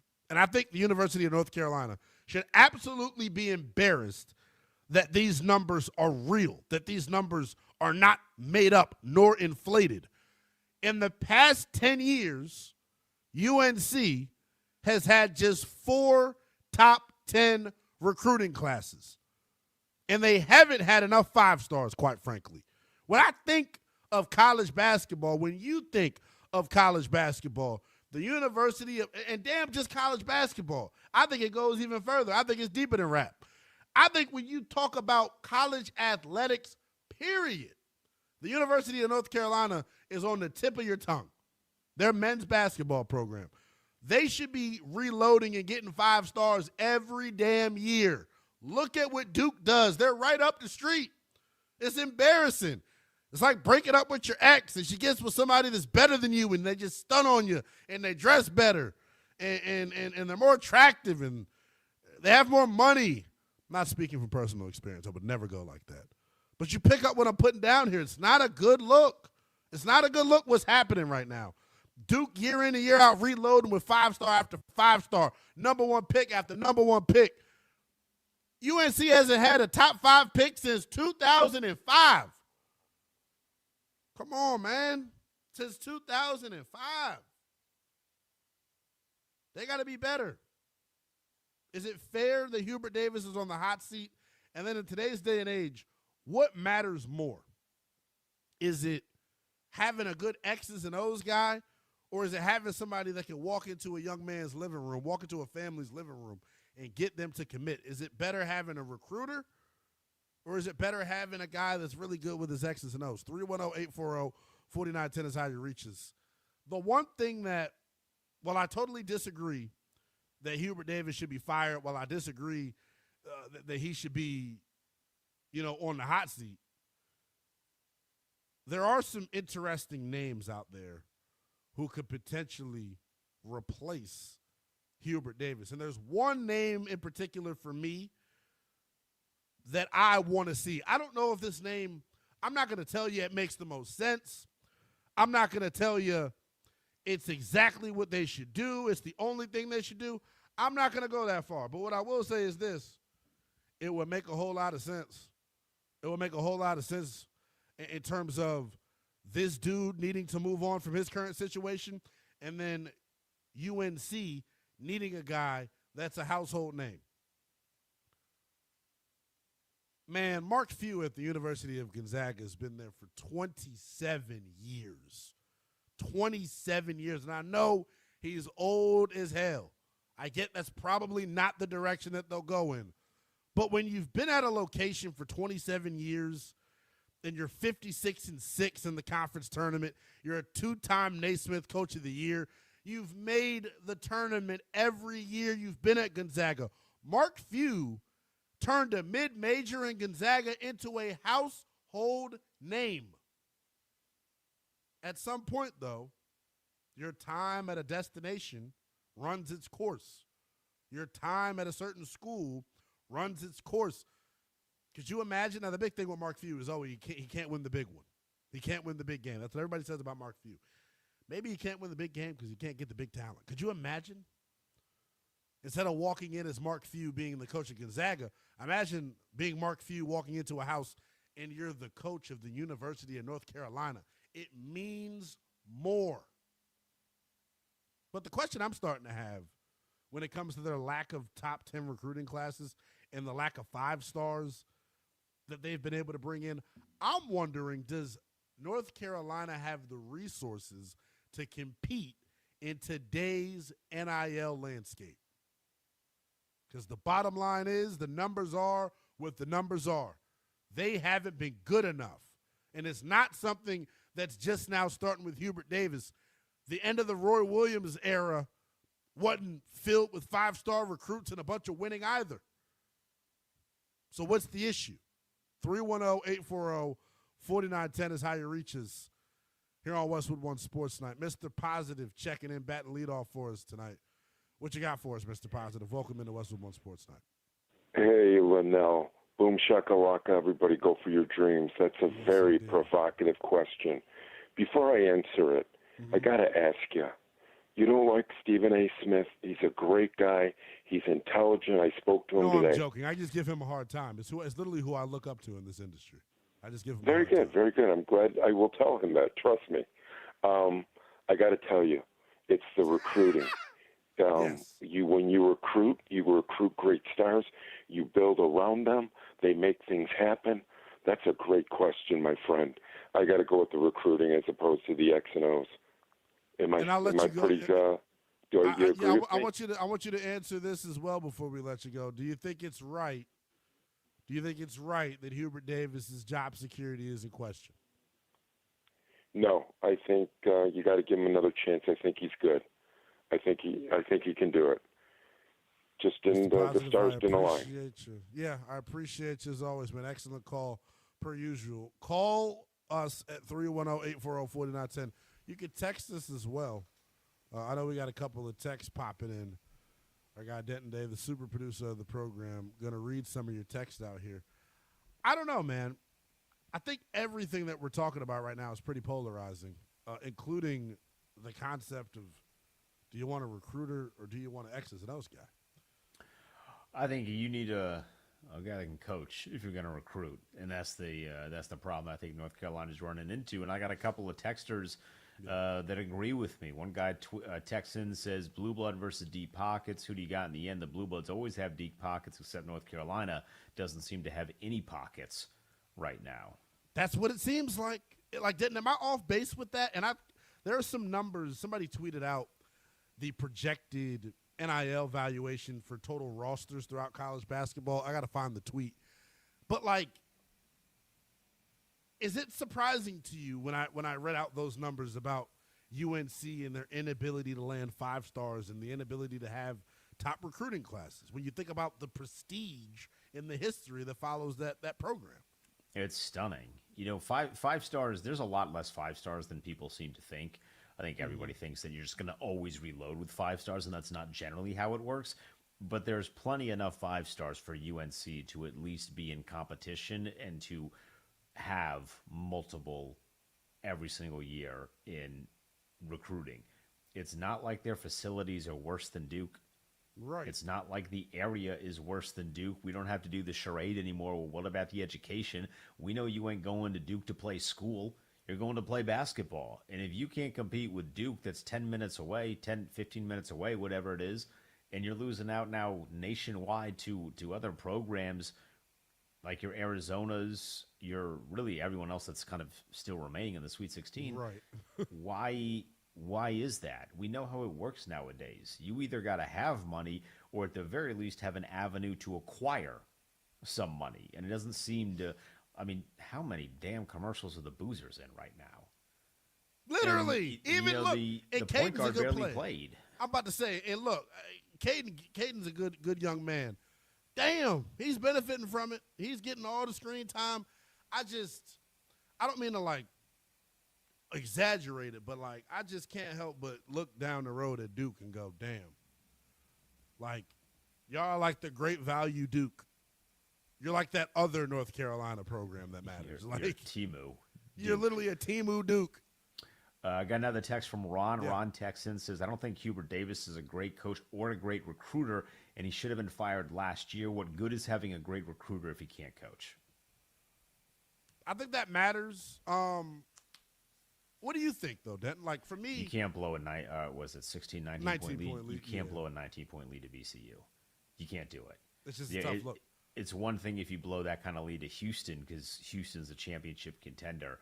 Yeah. You just can't blow it to VCU. If you're on the level of saying, well, hey, VCU's a competent team, yeah, they are, but that's VCU, and you're UNC, and there's levels to this. And right now, if you're playing down to their level, even without Caleb Wilson, you're telling me you didn't have enough talent or enough coaching intelligence to be able to hold a 19-point lead against a mid-major? Yeah. Come on. What are you as a program if you can't do that? And the answer is not good. You're just not there right now. At all. Talking text line wide open here on the People Show, Westwood One Sports Night, 310-840-4910. Should Hubert Davis be fired at the University of North Carolina? Is it fair that his job security is in question? And then in today's day and age in college athletics, in the spirit of UNC not having, only having, 4 top 10 recruiting classes in the past decade, what matters more in today's day and age in college athletics? Having a master recruiter or a X's and O's guru? 310-840-4910. Tim is in Georgia, wants to check in. Tim, welcome to Westwood One Sports Night, pal. What you got for us? I think you've got to have, with the NIL the way it is nowadays, you've got to treat college basketball and football sort of like a car dealership. You've got to have your salesman that goes out there and puts out, hey, here's the great part, really get them hooked on it, and then say, now I'm going to turn you over to my finance manager and let him seal the deal with you. Yeah. No, I think that's a hell of an analogy in terms of run it like a damn dealership. Real quick, do you think in this situation in particular, is it fair that Hubert Davis is on the hot seat here? No, because you got to, again, nowadays, you've got to really recruit. I'm a Georgia Tech man, okay, myself. Okay. I'm waiting for Crimmins to come back and make us relevant again or something. So it's the money, really and truly, in my opinion, money has spoiled college sports. It's just semi-pro now is all it is. Yeah. It's tough, man. I don't have an issue with it. I just think, like you said, there's a clear changing of the guard happening. We all got to be prepared for it. 310. Let me just let me say this about it. Mm-hmm. And this is what really aggravates me. You get some big-name kid out there that can really throw a ball or run or do pass, shoot, and they give him $1 million, $2 million, but he still gets a free scholarship. I say when you make more than your scholarship is, give that scholarship to a kid that's got a mind that can really, maybe he can't dribble a ball at all, but he's got a unique mind. You just have an issue. You're like a lot of people out there, and I agree with you to a certain extent. I appreciate the call. There are just people with this whole conversation of NIL and where the current landscape of college athletics is. I think there are just fundamental differences that exist across the board in terms of the folks that talk about it. Everybody's going to have their own thought and opinion. I love the last caller. I appreciate him calling in. To say that they should have to pay their own way through school because they're getting the NIL money is ludicrous. I don't think you all as fans maybe understand just how much money these universities are bringing in, just how much money college basketball is bringing in. Can I give you some numbers here? So CBS Sports and TNT, it was the most watched NCAA first round opening day ever. So the numbers are only going up. The popularity of this thing is only going up. These contracts that these TV deals that they're signing, the SEC with ESPN and with ABC and so on and so forth, man, they're near multi-billion-dollar deals. So, the players should be paid in addition to them getting scholarships. 310-840-4910 is the number here on Westwood One Sports Night. Question is this on the talking text line. 1, should Hubert Davis be on the hot seat after back-to-back early exits for the University of North Carolina? Should he be on the hot seat? And then 2, in light of North Carolina only having 4 top 10 recruiting classes in the past decade, what is more important in today's day, in today's age in college athletics? A master recruiter or a master X's and O's guys? Your call's next. March Madness continues. The shot was blocked. Sweet 16 matchups start Thursday. Grab the Westwood One Sports app and ride with us. Wait up and in. All the way to the national championship game. This for real. We for real. From your home for the NCAA Tournament. Westwood One Sports.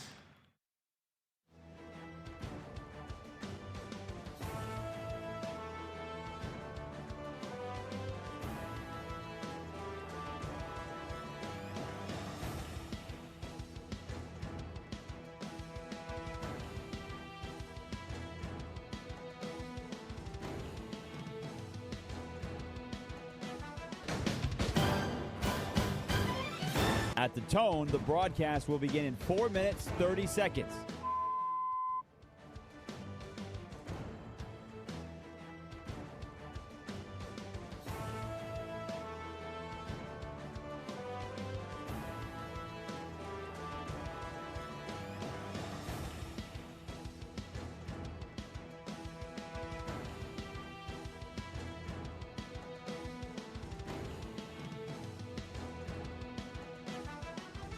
At the tone, the broadcast will begin in 4 minutes.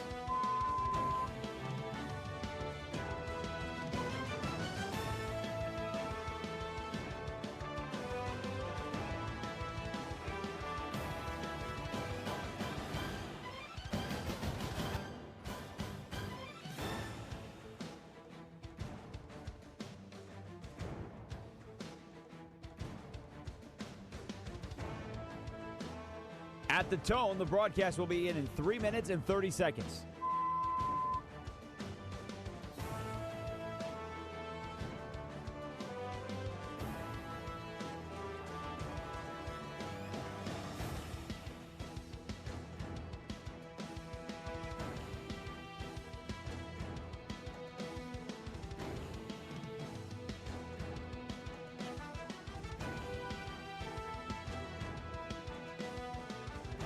At the tone, the broadcast will begin in 3 minutes.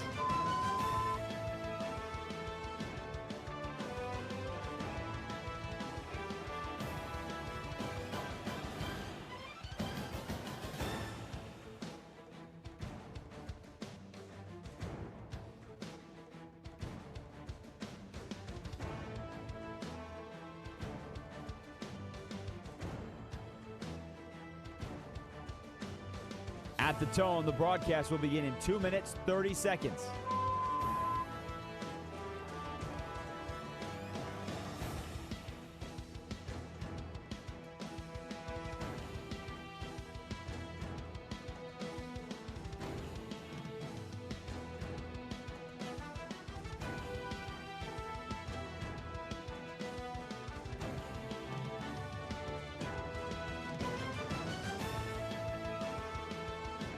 At the tone, the broadcast will begin in 2 minutes.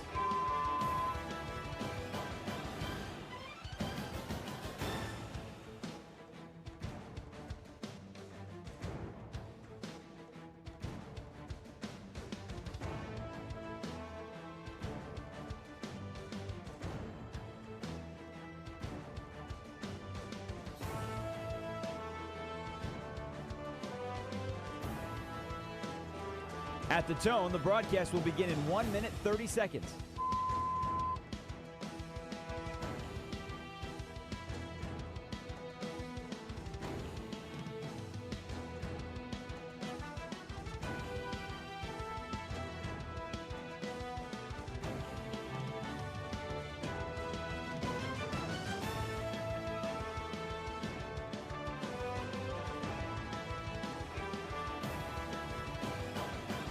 At the tone, the broadcast will begin in 1 minute.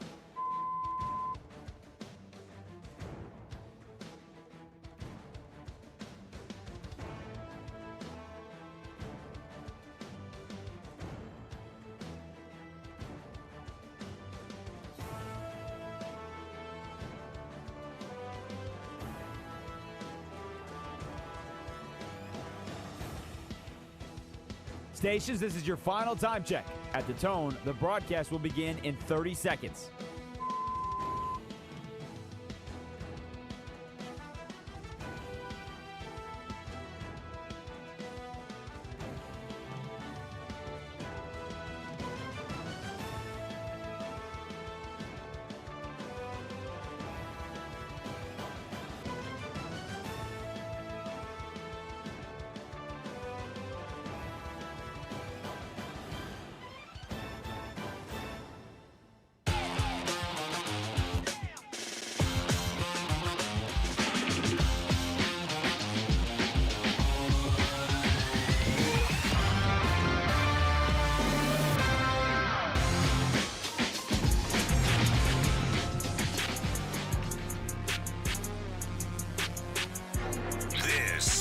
Westwood One Sports Night.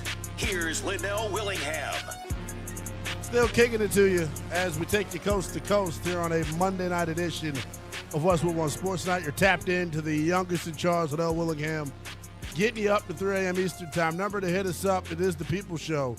Talk and text line wide the hell open, 310-840-4910, 310-840-4910. You can tweet at me as well, same handle on each and every social media platform. It is at NELL_BTP. Appreciate you consuming the product, however you're doing so, on our over 200-plus affiliates out there nationwide on radio. We appreciate you locking in that way. We also encourage you to stream the program as well. We're streaming live nightly on YouTube and on X. On YouTube, just search Westwood One Sports Night. Chewing on this right now on the Talking Text line, 310-840-4910. Hubert Davis, after Tar Heels blew a 19-point lead to VCU in the first round of the NCAA tournament, his job security all of a sudden in question. Is it fair that the folks in Chapel Hill are questioning whether or not Hubert Davis should be the head coach? Is that fair or not? And then in honor of UNC recruiting so terribly in the past decade, and the numbers are as follows. This is University of North Carolina we're talking about, one of the, college programs that are synonymous with college athletics, not just college basketball. In the past decade, the University of North Carolina has had just 4 top 10 recruiting classes. 2 of those classes came from Hubert Davis. In today's, ever-changing landscape of college athletics, what would you rather have if you're an athletic director? What's more important? A master recruiter as a head coach or a master X's and O's guy? 310-840-4910 is the number. Let's go out to Alan in Tuscaloosa wants to chime in. Alan, welcome into Westwood One Sports Night, brother. What you got for us? Good evening. Thanks for taking my call. I'll make this brief. Yeah. Money replaced great recruiters, okay? And number 2, you talk about North Carolina's recruiting over the last several years.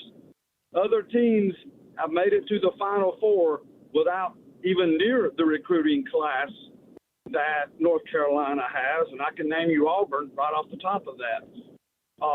And then that's why I'm going to say go with the coach that knows his X's and O's. You have a great night, my friend. Hey, I appreciate you as always, man. Hell of a call. So that's fascinating to me. Alan says that money, NIL, has replaced the great recruiter. I think there's some merit to that. I'll give you an example. Derek Queen, University of Maryland, was 5-star recruit, wanted by several different schools throughout the country.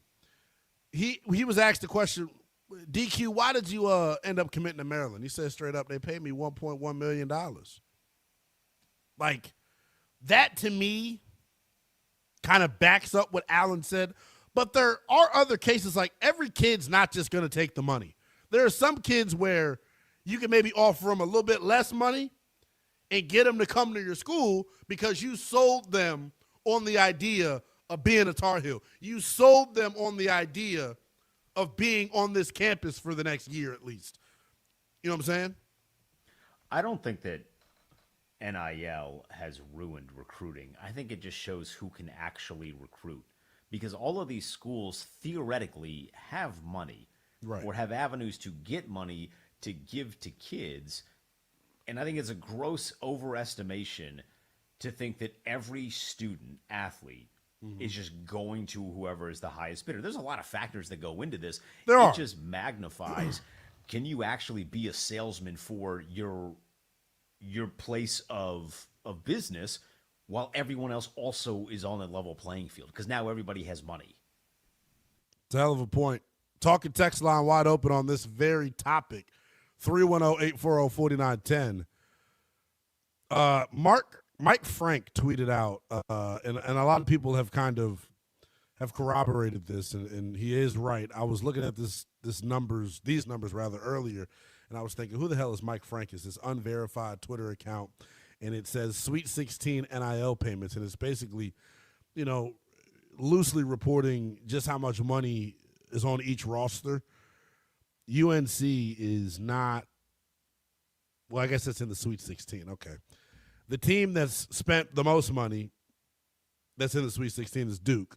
Arkansas is second. Michigan is third. St. John's fourth. Arizona fifth.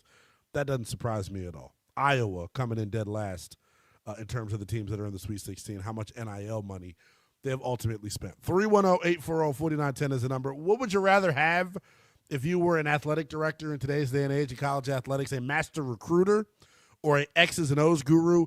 And then should Hubert Davis be on the hot seat? Is it fair that he's on the hot seat? Eric is calling from Charlotte, wanting to check in. Eric, welcome into Westwood One Sports tonight, brother. What you got for us, man? Hey, how you doing? I'm definitely not feeling Hubert slander. Graduating from a small college in that Triangle area, North Carolina Central. When I was in school, Carolina went to the Final Four 3 times. But the thing is, they didn't win it. It's about winning the national championship. I mean, you went back the 10-year thing in 2016, Carolina won the national championship, but they lost. 2017, they won it. And they always compare themselves to Duke and Shire. Duke hasn't won it since 2015. I'm picking the X and O's.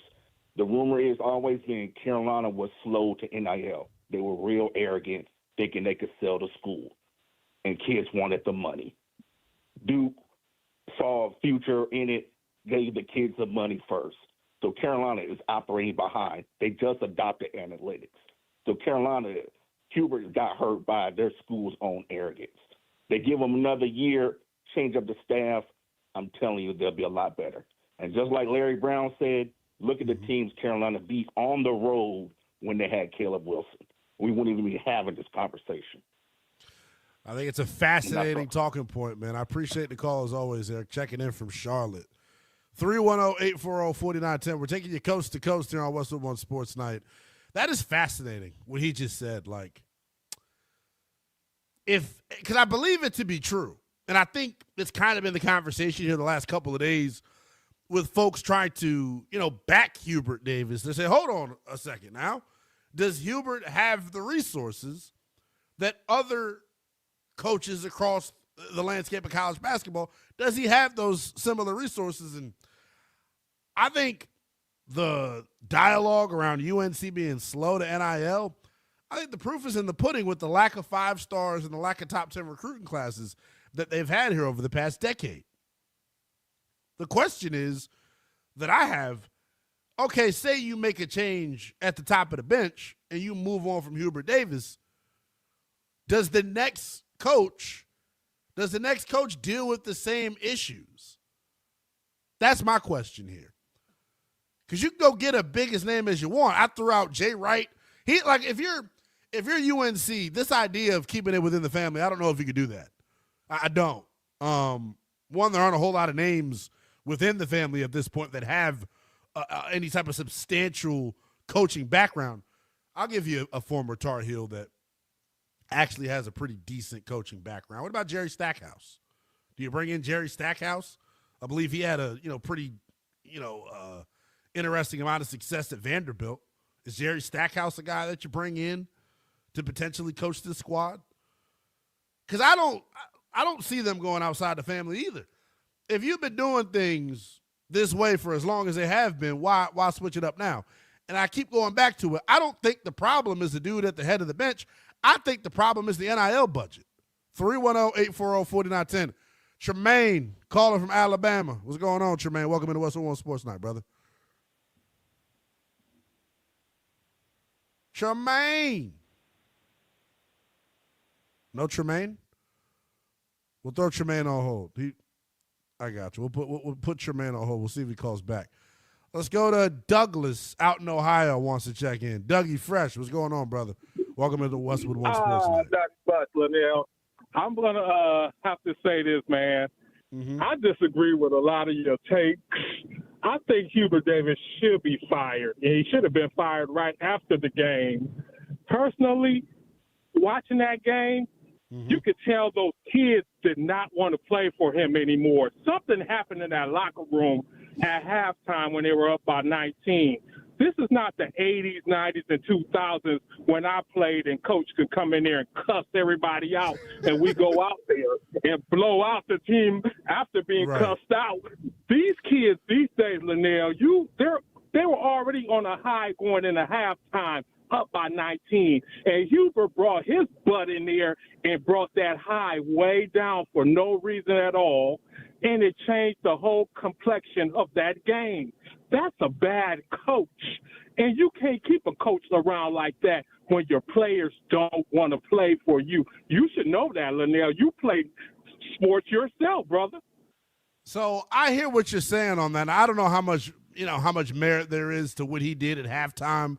I think we're speculating with that. But look, I get it. At some point, you probably need a new voice. And while I think it's maybe a little bit unfair, the conversation around his job security, I get it strictly based off of the institution that we're talking about.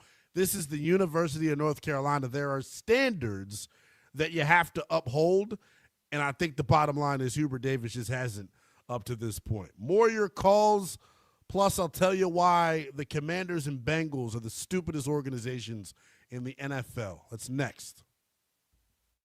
This is Westwood One Sports.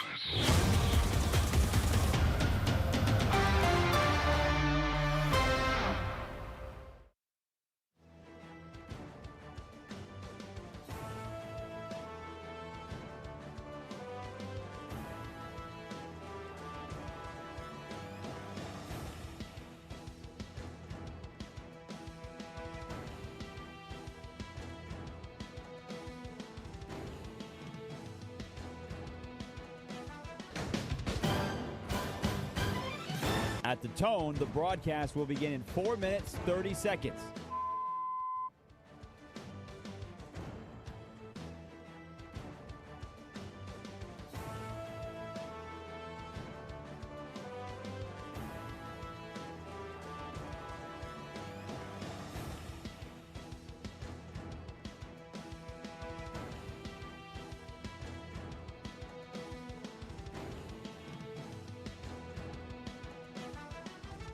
At the tone, the broadcast will begin in 4 minutes.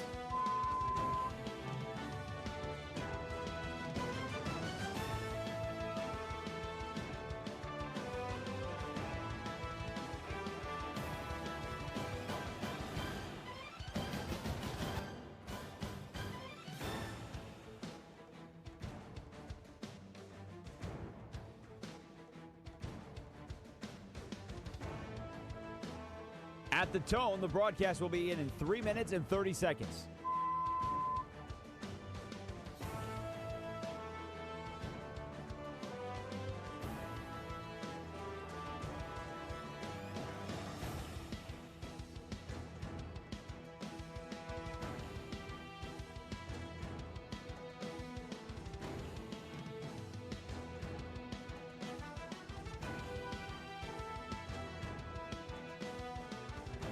At the tone, the broadcast will begin in 3 minutes.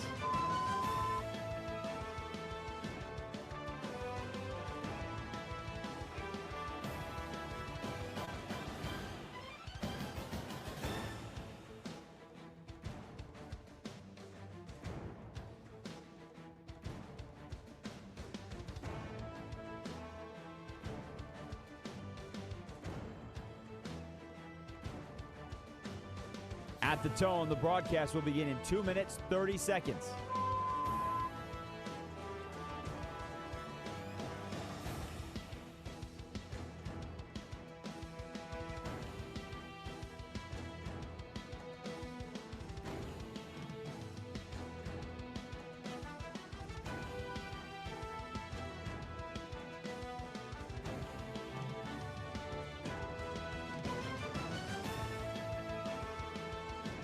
At the tone, the broadcast will begin in 2 minutes.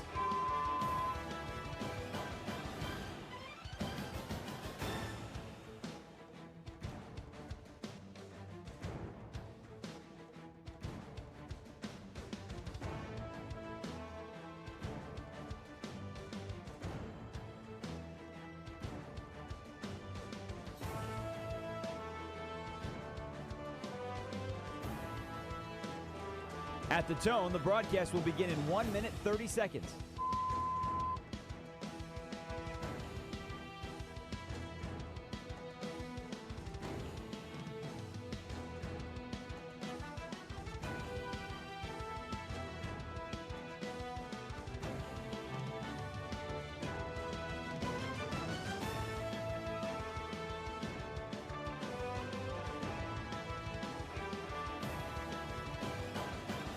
At the tone, the broadcast will begin in 1 minute.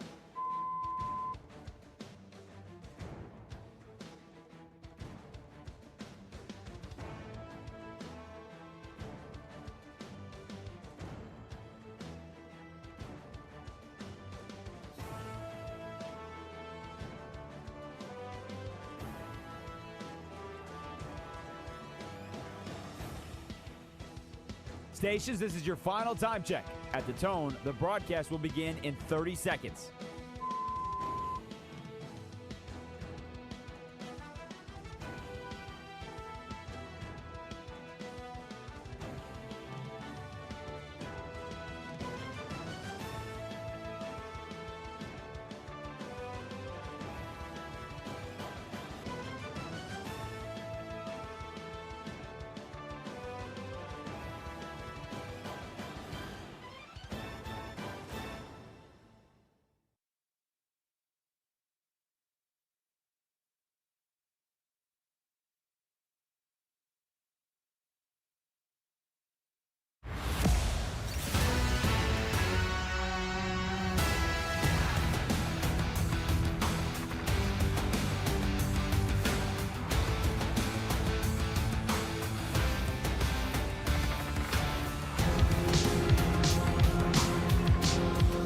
This is Westwood One Sports Night.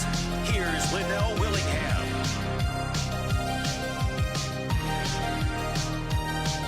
Yes, indeed. Still kicking it to you. Welcome back. Westwood One Sports Night. With the youngest in charge, Lynnell Willingham, taking you up to 3 a.m. Eastern Time. The coast-to-coast party continues. Bunch of different ways you can get in on the fun. Talking text line wide open, 310-840-4910, 310-840-4910. You can stream the show nightly if you want to check out the visual element of the program. It is a Meal Monday. I heard from a birdie. It's a Meal Monday here on Westwood One Sports Night. You know what that means? Blood, gore, and everything you could possibly imagine. I got a surprise for Meal Monday. 1 hour from now, 2 o'clock a.m. Eastern Time. We're already halfway through the damn show, which is like stupid as hell to me. Look, I guess, what's the old saying? Time moves by fast when you're having a good time. Sounds cheesy as hell, but I guess that is what it is here on Westwood One Sports Night. You could like, subscribe, comment. Just search Westwood One Sports Night on YouTube to check out a fresh installment of Meal Monday to see what the youngest in charge is cooking up this week. I promise no blood here this week on Meal Monday here on Westwood One Sports Night. That's my only promise, though, is that there'll be no blood. A lot of bad blood right now. It feels like between UNC fans, a lot of their fan base torn on whether or not they should fire Hubert Davis after back-to-back early exits in the NCAA tournament. I want to put a bow on that conversation with a couple of calls. Johnny is in Atlanta, wants to chime in on Hubert Davis. Johnny, what you got for us? Hey, start off by 5 Hubert Davis. You coached that team at a 19-point win, up 19 points. They didn't fail. You coached them. You went into a 6-man rotation, bad calls and everything else. And everybody keep on saying because you didn't have Caleb Wilson. Hey, Caleb Wilson wasn't there when y'all went up 19 points. So you coached that team at a – he needed to go. He should have been fired last year, but guess what? He got Caleb Wilson coming in. And it's my understanding that was his only top recruit. I don't know who else he recruited in. The last top recruit North Carolina had was, to my understanding, was Walker Kessler. He played 1 year and went to Auburn, transferred to Auburn. Mm-hmm. So who did Hubert Davis bring in as to being a top recruit? He never brought nobody in my opinion. So that's how I think about it. He needs to go. I'll push back on that as I pull up their recruiting classes here over the past several years. I think your point is valid though. Like I don't think you're taking crazy pills in terms of what you feel about his ability to recruit, their ability to recruit as a program. Yeah, because North Carolina haven't recruited. Well, then my understanding, they ain't recruited nobody lately. But Caleb Wilson was the first one they came in a while. As far as 5-stars are concerned, they recruited Ian Jackson in 2024. He was a 5-star. They got Drake Powell. He was a 5-star.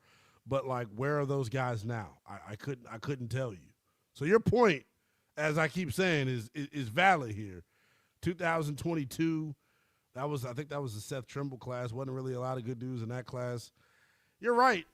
The recruiting ability or lack thereof is definitely a problem for Hubert Davis. I appreciate the call as always, brother. What you got for us, D-Day? They do have a 5-star in the 2026 class. Dylan Mingo's a point guard from Brookville, New York. That's it, though. 8th best player in the country, so that means something.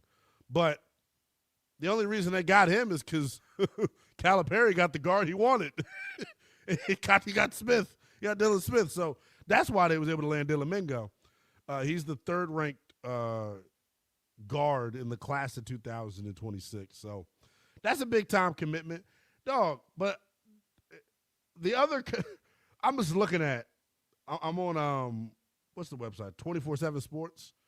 I'm on 24/7 Sports, and, like, the other dude that committed, Malloy Smith, a 0-star recruit, not ranked anywhere. And then they got a dude from Sierra Canyon that signed a letter of intent, Maximo Adams, 25th ranked player in the country, 9th at his position, 4th in the state. So we'll see how that ends up working out. 310-840-4910 is the number here on Westwood One Sports Night. I want to get into this. I got a real issue with what the hell happened this weekend. While everyone, first and foremost, if what I'm about to say you have no clue what I'm talking about, that means you did sports right this weekend. Any of you NFL addicts out there that were really watching this flag football game with both of your eyeballs glued to the television set, you are a certified sicko. You addict. It's literally the first weekend of the NCAA tournament, and you was watching flag football with blood money from the Saudis. That's what you wanted to consume. I only know about it because my quarterback was doing things he had no damn business doing. The Cincinnati Bengals and the Washington Commanders are two of the stupidest organizations in pro sports, and it's been that way for the better part of my lifetime. Sorry, Josh Harris, Adam Peters, the new blood that's in D.C., I love you, but the decision you made, or the decision you didn't make, rather, is dumb as hell. So I'm not really hip to what's going on with this flag football game. I know that it's happening. I'm not really, not really paying attention to it because it's college basketball on. I scroll on my X timeline, and I see a video of Jayden Daniels throwing the ball to this white boy. And I'm like, okay, what white boy? Is he a streamer? Is it Logan Paul? Who is it? It's Joe Burrow, dog. I'm like, hold the hell on. Why is Jayden Daniels throwing the football to Joe Burrow? And then I see it. I'm processing that in real time. And then he gets, like, hit-sticked and speared on the sideline. And I go, hold the hell on. What are the Bengals thinking? What is anybody thinking allowing their franchise quarterback, one that's oft injured, I might add, to participate in this thing? It's stupid as hell. And the first thing that I thought, I know Jayden Daniels ain't going to be out there running no routes. I know Jayden Daniels ain't going to be out there doing these stupid things that Joe Burrow was doing, because the Commanders would never allow something like that. Boy, do I look like an ass right now. Jayden Daniels, sooner rather than later, before you knew it, was literally doing karaoke, making dudes miss as he's a receiver. I have no problem. Look, this is my thing, because I know this has been a super polarizing topic amongst sports fans. I have no problem at all with Joe Burrow, Jayden Daniels, Jalen Hurts. I got no problem with you playing flag football quarterback. That's fine. Let you throw the ball around. I was geeked up to see the quick release from Jayden Daniels. By the way, he can still throw the damn football. But the moment you ask them to play wide receiver, I'm out. Not only am I out, I'm looking at you like you're stupid. Why? And for the Commanders' standpoint, they held Jayden Daniels out in the final, 6 games of the season out of an abundance of caution. Yet you let him go play flag football? This is what I think the owners of the NFL didn't understand. These flag players out there that's participating in this thing, this is their life. They had a point to prove. They heard all that mumbo jumbo that was being talked about how the NFLers were going to come take their spot on the Olympic team in 2028.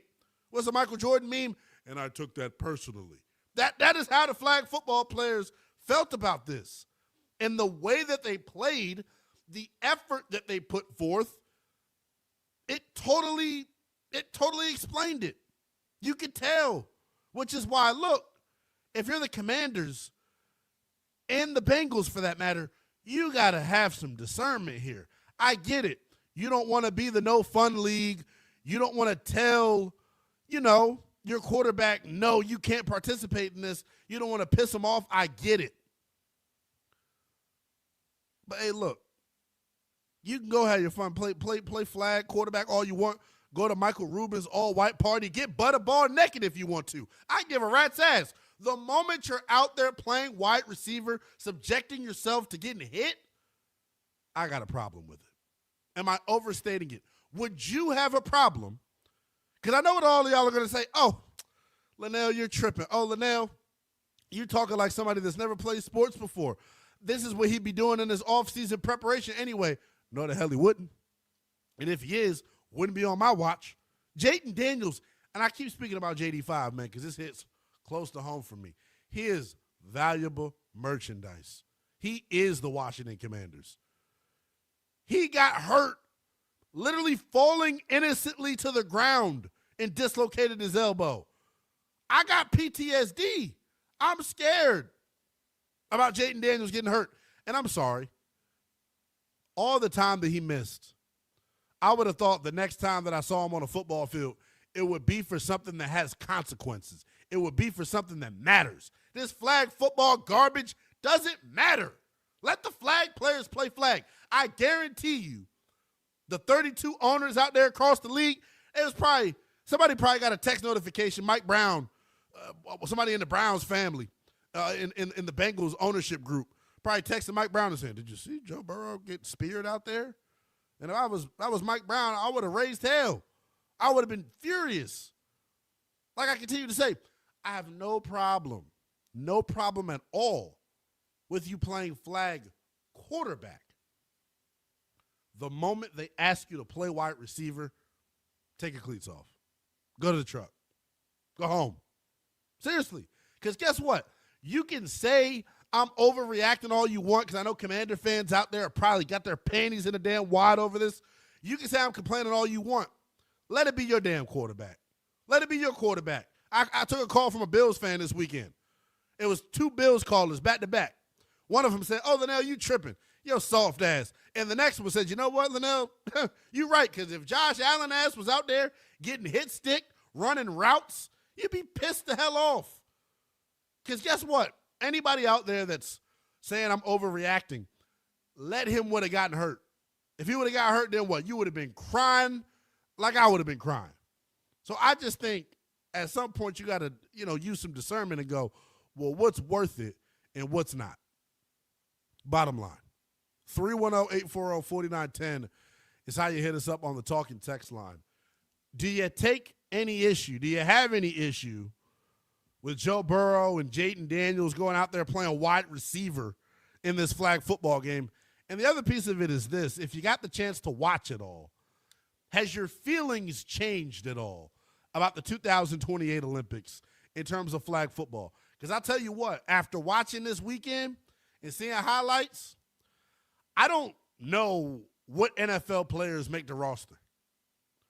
Because if I'm an owner, I'm sorry. You can want to represent the country all you want. I'm not trying to take that from you. What's more important? You winning a gold medal or your health for the regular season? You got to weigh this. It's something that you got to weigh and that you got to really use discernment with, something that matters. It's a big-time talking point, because I'm telling you, if I was an NFL owner, I wish, if I was Josh Harris, I let you have your fun last year, Jayden. I wish you would come up to me and ask me, could you play flag football again? I'd say hell to the no. And like I keep saying, I don't have a problem with him playing flag football quarterback. But the moment they line up at wide receiver and they begin to run routes, that's where I have a problem. You can say I'm overreacting. I can give a damn. Talking text line wide open, 310-840-4910. Denton, you're also a Commanders fan. And I purposefully did not bring this conversation to you off air in our show meeting, anything, because I wanted your natural, genuine reaction to this. You love the Commanders just as much or more than I love the Commanders. You have, taken the temperature of social media. A couple of our local friends in D.C. are getting absolutely chewed up right now for their take on Jayden Daniels participating in this flag game. Which side of the fence do you ultimately stand on here? Didn't love the receiver bit. I didn't care. I got to be honest. I did not care. I think a lot of it's a little bit of an overreaction thing. There's some PTSD because Commanders fans, and I'm sure Bengals fans too. I mean, I don't really care about the Bengals. They're not really relevant to me outside of my love for Joe Burrow, but I'm sure they can be like, yeah, John Kitna hurt himself once, and we have PTSD for that. I don't really care about that.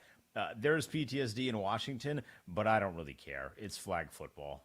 He didn't get hurt. If he would have gotten hurt, I would have been pissed, but he didn't. So I don't waste my time on doing the woulda, coulda, shoulda.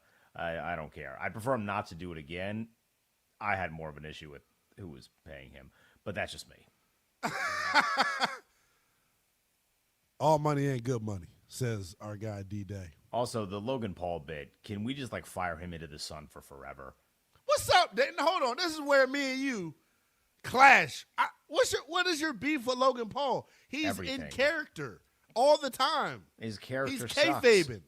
He's a WWE jerk, and he's playing the role. The problem is that's just who he is. Yeah, I know. The WWE character is based off of who he is. And I know they're trying to do some bit with Tom Brady's going to go to the WWE. I don't really need to see that. I'm just done with Logan Paul for forever. I Show Speed is way more entertaining to me, and a legit. I mean, Logan he's a Paul's legit athlete too. But I Show Speed has he is fast. And he's legit fast. He was step for step with Devontae Smith at one point. I just don't need to see Logan Paul.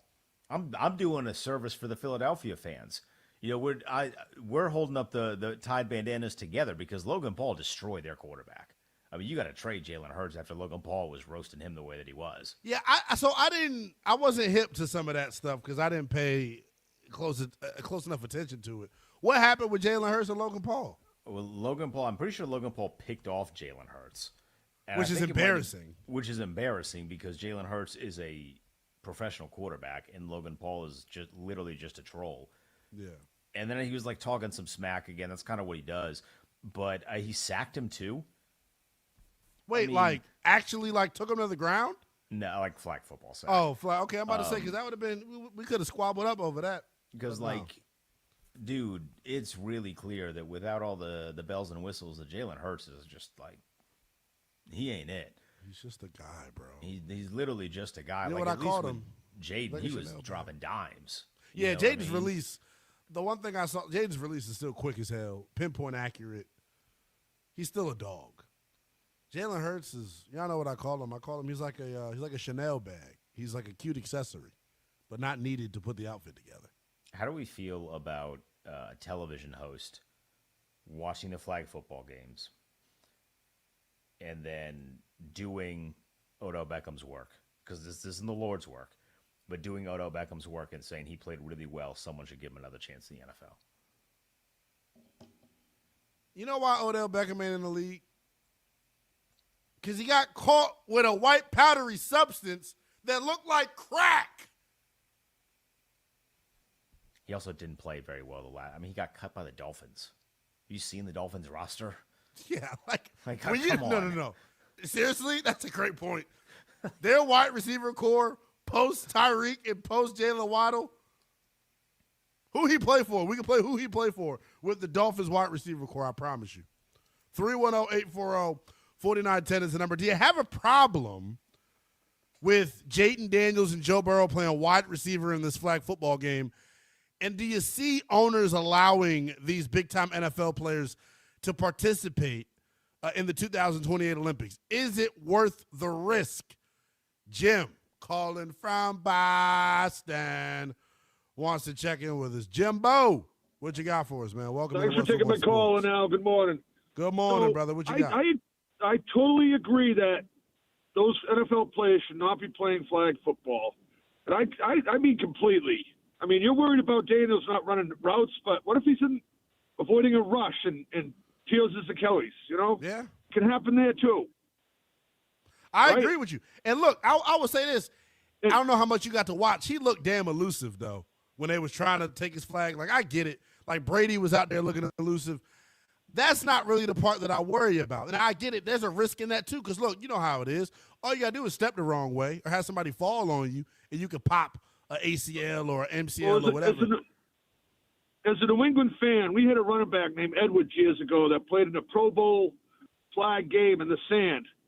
And he tore his knee up so bad he never became a player that he was before he got hurt. Wow. And it ruined the guy's career.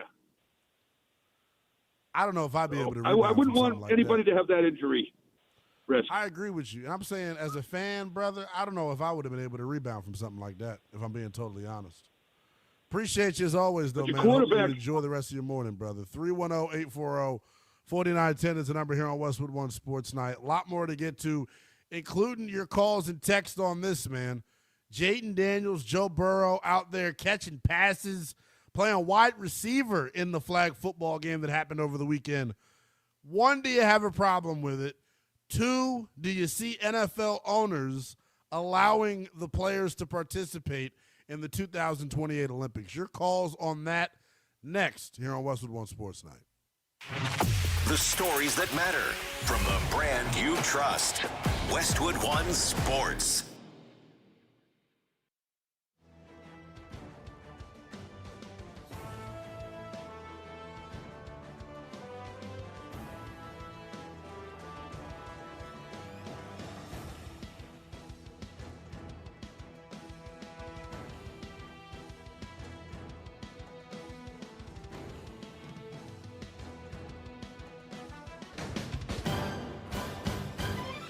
At the tone, the broadcast will begin in 4 minutes, 30 seconds.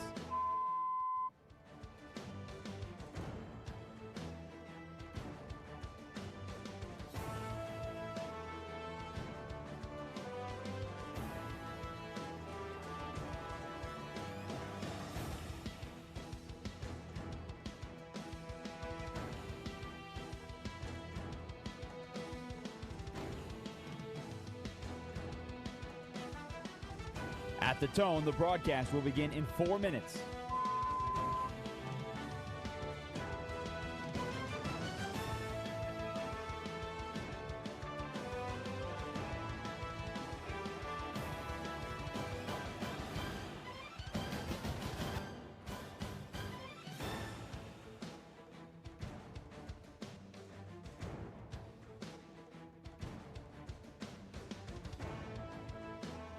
At the tone, the broadcast will be in 3 minutes and 30 seconds.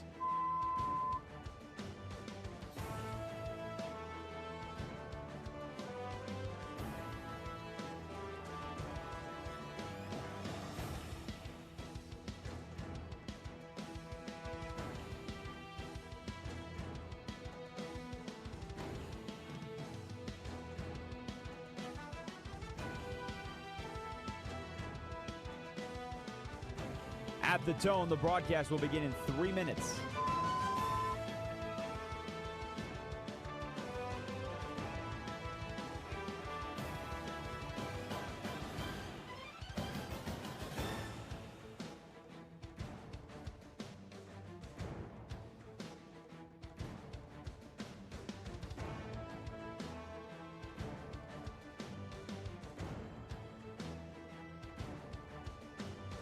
At the tone, the broadcast will begin in 2 minutes, 30 seconds.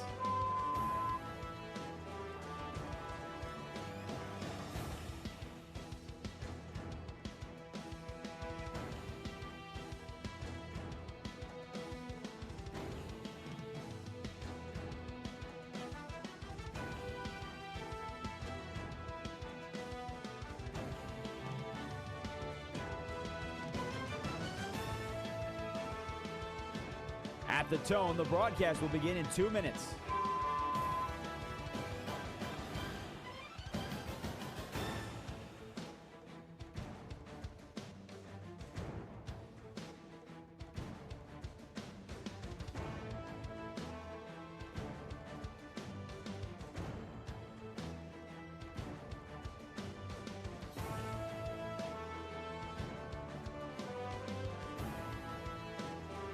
At the tone, the broadcast will begin in 1 minute, 30 seconds.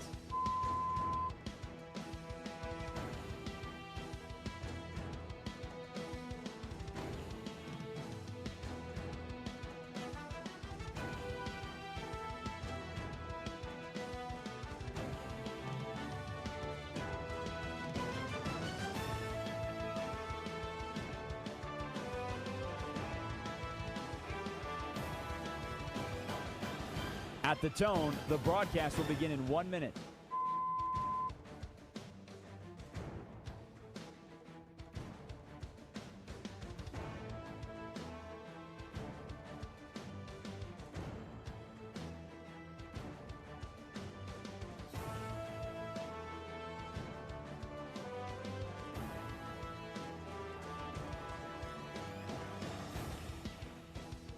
Stations, this is your final time check. At the tone, the broadcast will begin in 30 seconds.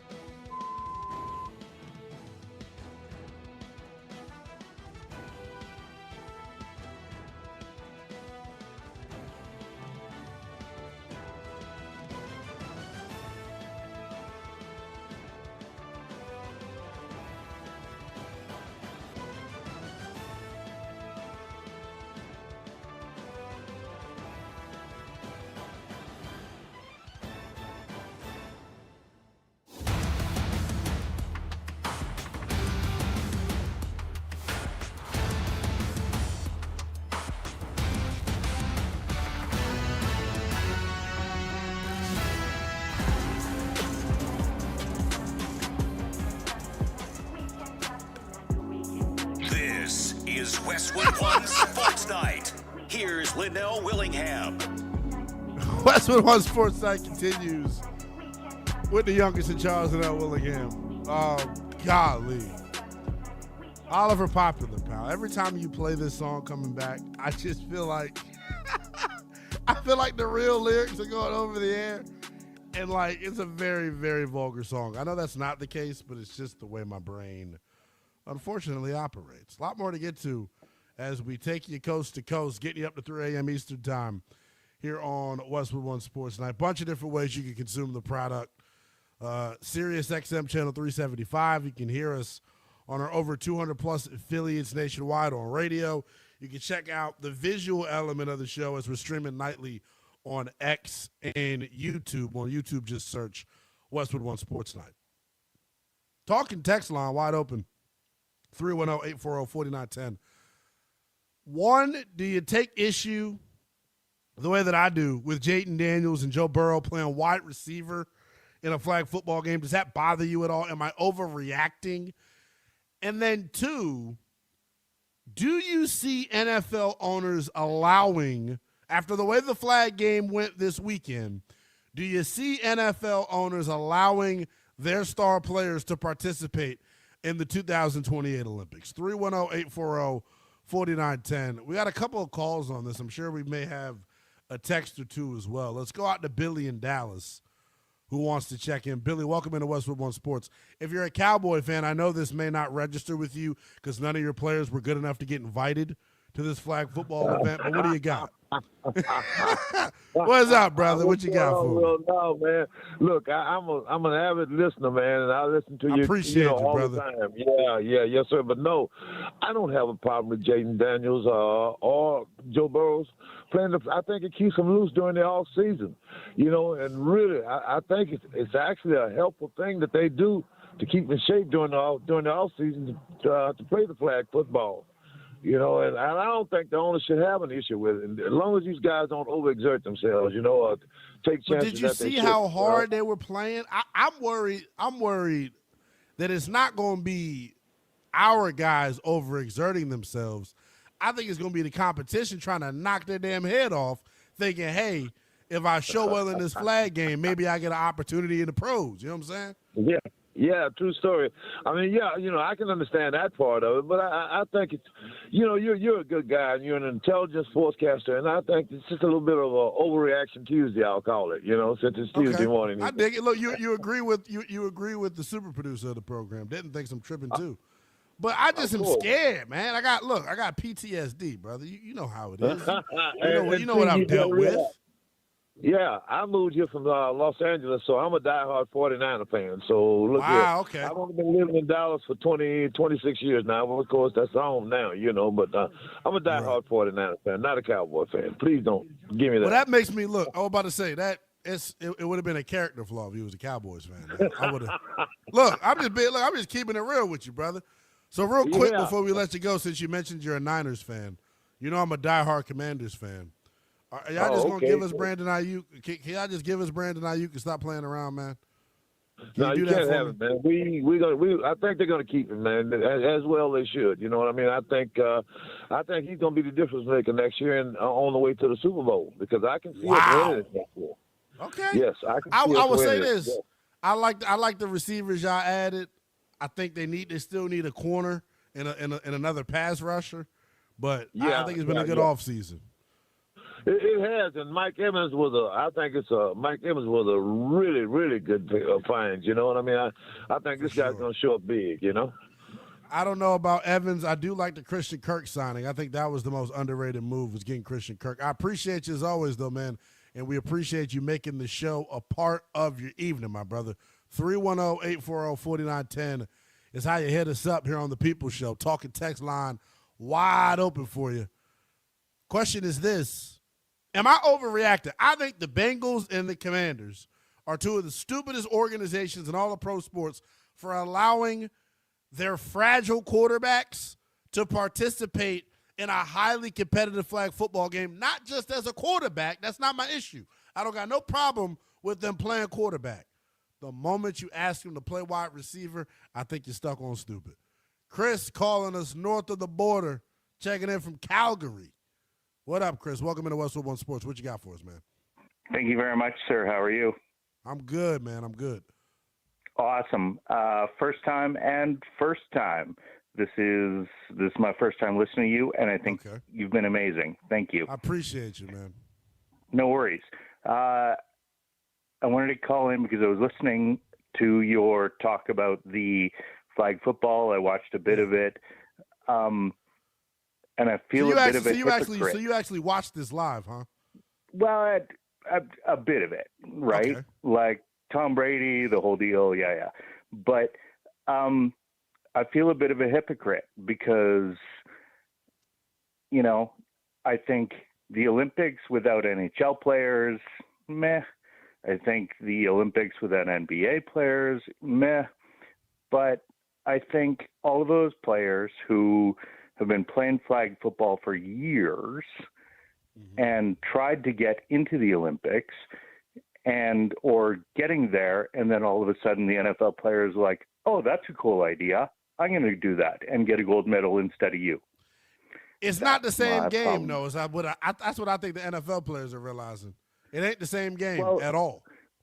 It's not the same. It's not the same game, but it is something that, you know, let's be honest, if you're a big name and you're like, I could catch that ball, you know, I struggle. And again, I'm feeling a bit of a hypocrite here, but I love that the NHL players and I love that the NBA players are in it. I'm not sure I love that an NFL player is playing like a non-retired. I get why you're calling yourself a hypocrite. It's just new. That's what I think it is. I think some people, and maybe me and you are in the same crowd because I agree with you. I don't think they should be playing. I just think we're accustomed to seeing the NBA guys play. And the other thing is, too, that's different about this compared to the NHL and the NBA. I don't think the NBA or basketball, rather, could win a gold medal without the NBA players playing. I don't think hockey could win a gold medal without the real pros playing. Well, and I agree with you on that, too. And that's maybe why it happened, right? Oh, the NBA is now in the Olympics because, and no offense, but maybe because the USA needed to win something. No. And look, it ain't being offensive. It's being real. We've been getting our ass kicked. I appreciate the call as always, though, brother. 310-840-4910.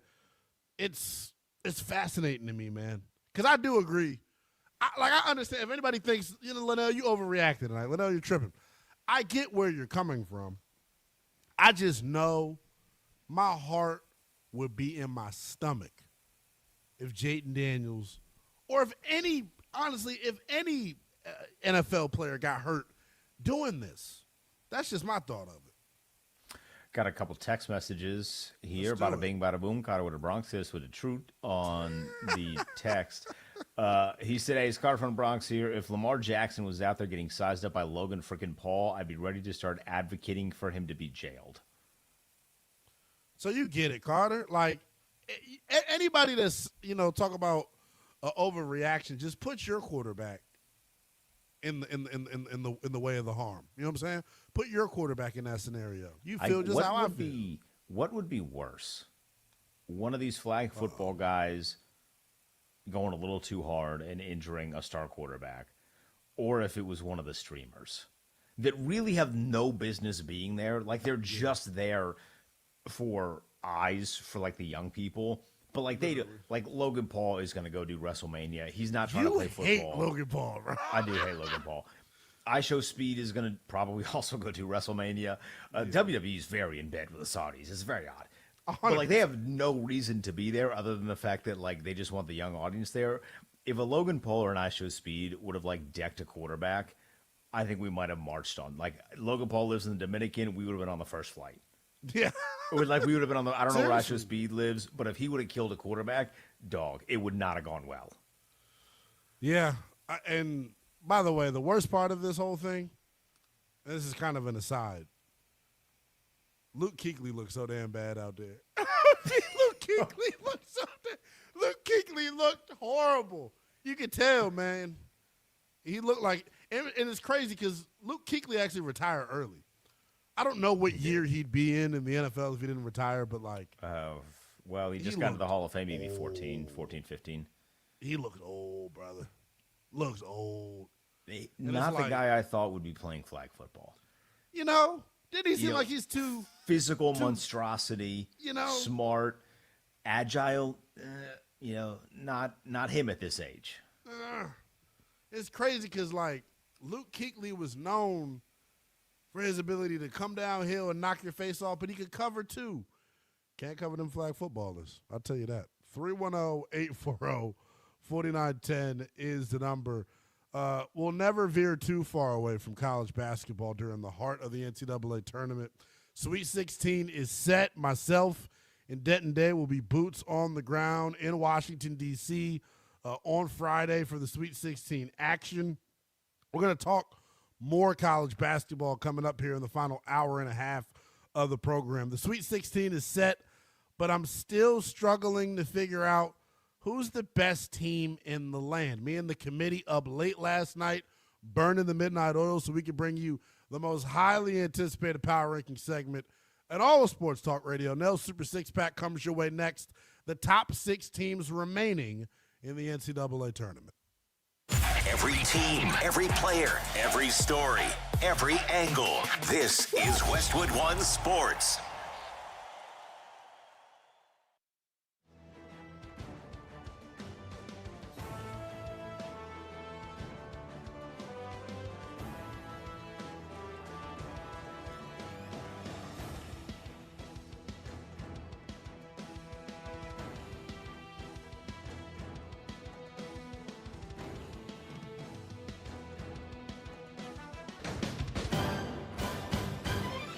At the tone, the broadcast will begin in 4 minutes, 30 seconds.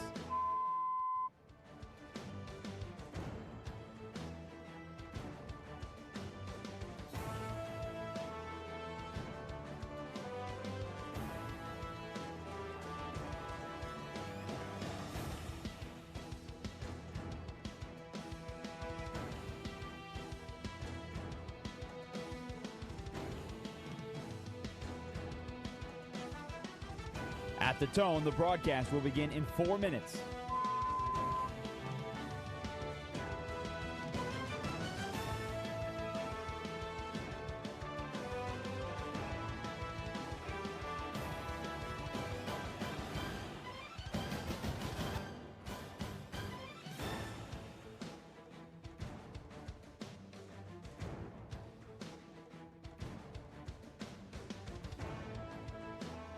At the tone, the broadcast will begin in 3 minutes and 30 seconds.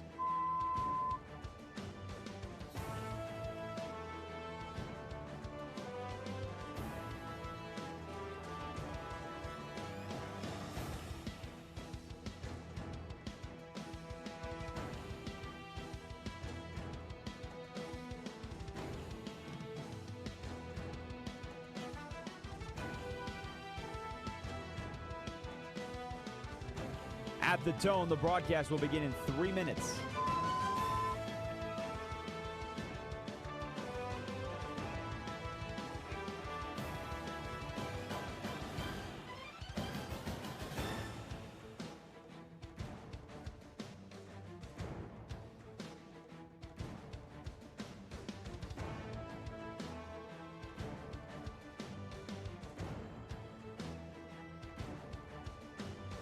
At the tone, the broadcast will begin in 2 minutes, 30 seconds.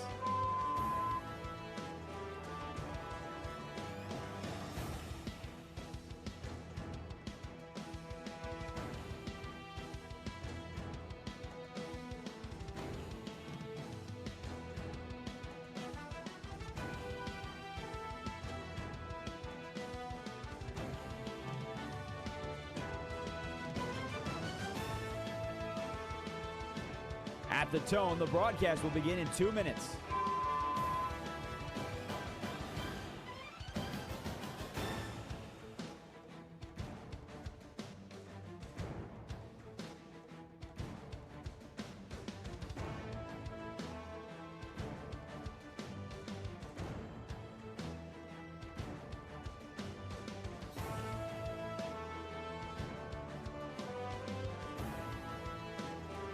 At the tone, the broadcast will begin in 1 minute, 30 seconds.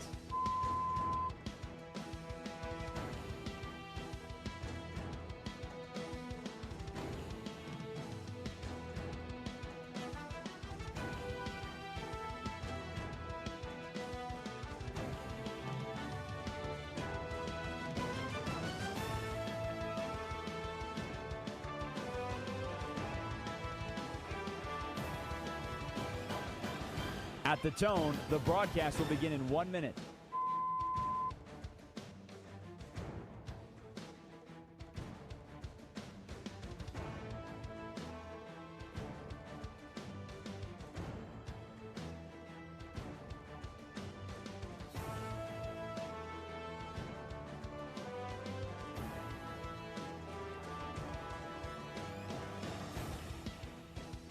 Stations, this is your final time check. At the tone, the broadcast will begin in 30 seconds.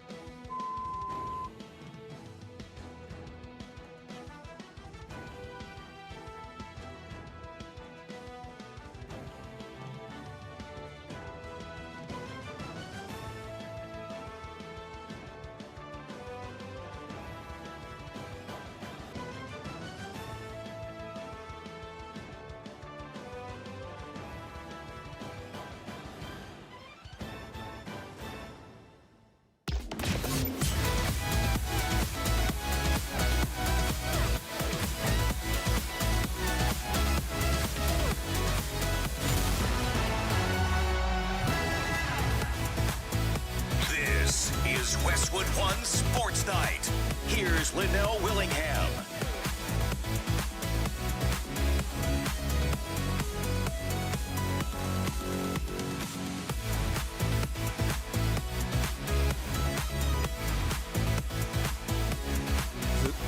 Is this it? All right. Westwood One Sports Night continues with the youngest in charge, Lynnell Willingham, taking you up to 3 a.m. Eastern time. I am out of breath because I was frantically trying to put together the set of Meal Monday coming up in about 15 minutes here on the program. You can check out Meal Monday. Excuse me. Whew, I may have already had some of the meal. You can check out Meal Monday streaming live on X and YouTube. I'm so out of shape. On YouTube, just search Westwood One Sports Night. And you can catch me chefing it up coming up in about 18 minutes or so. I told you all I had a surprise for Meal Monday. Now that we're getting closer to the surprise reveal, I'm feeling like I may have oversold it. But that's okay. That's okay. It's about being provocative and doing what gets the people going. Talking text line wide open on flag football.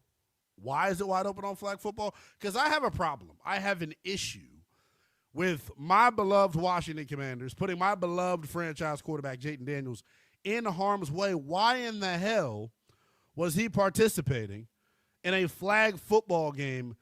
It's one thing to participate in flag and you're playing your natural position of quarterback, the moment they ask you to play wide receiver, I have a little bit of an issue with it. I get it. Like, I'm the main one that screams, scared money don't make no money. If you're scared, go to church, the whole nine. I'm not in the business of living in fear. But when you can do things to prevent injury, when you can do things to prevent problems, get out ahead of it and do it. That's my thing. Like, Jayden Daniels, the last time we saw Jayden Daniels with a football in his hands with referees on the field, it was at Minnesota, and he fell on his elbow, and we never saw him again for the rest of the year. I hated it. It was awful. We were watching at this veterans bar. I had a vulgar hoodie on. It was awful. I remember every second of it. And this is the next time I get to see him play in a flag game that means nothing, running around with Drewski and I show speed. Get the hell out of here. One of the Paul brothers, like, it just didn't add up. Am I overreacting for being upset with Jayden Daniels playing? And then the second part of the question is this. The Olympics are coming up in 2028. The big debate was the NFLers thinking they were just going to take the Olympian spots. Anybody that watched the flag football this weekend, you understand that that's not true. Do you think NFL owners are going to prohibit their stars from participating in the Olympics? And if so, do you understand why? 310-840-4910 is how you hit us up on the talk and text line. Corey checking in from Baltimore wants to chime in. Corey, what's going on, brother? Welcome into Westwood. Good morning. Good morning, Champ. How you feeling? I'm good, brother, man. Good morning. Hope the work day treat you man, well, I had to put my little thinking cap on for this one and whatnot, man. So I agree with you say. And I'm going to take it back to the year 1991. Okay. Now, I don't know if you recall when the NFL used to have those competitions for the Pro Bowl. I'll say this real quick about the year 1991. I don't even think I was a thought of idea yet in 1991. I don't even know if my peoples was even thinking about knocking boots yet. But go ahead. Damn, what year was you born in? 97, brother. I'm the youngest in charge, baby. Oh, it's man. In the moniker, okay. Look, Corey, the hottest thing jumping out the coffee pot, brother. Don't ever forget. Man, you funny, man. You funny. Yeah, but I'm take it back to 91. Mm-hmm. Now, this is when the NFL had those competitions for the Pro Bowl. Right. They had flag football. They had one of their wide receivers. I want to say his name was Troy Edwards. It might have been Robin. So a Patriots caller called in earlier, said he was a Patriots player. And the last name that he used was Edwards, so I think you're spot on. Yes, sir. And he tore his ACL. And after that, I don't think that young man was ever right after that. So I totally agree with you saying they need to take it back and not let them get all that kind of money that they worth now, 40, 30, 20 million dollars. Nah, they ain't got no business playing in that type of game, man. Fun, I get it. You know what I'm saying? You playing with the kids, your cousins at a family reunion. Yeah, I get it. You know what I'm saying? But that type of I just think, Corey, the flag football players took the game so personally that they going balls to the wall. These was live bullets that were flying out there, man. That's the only reason I feel this way.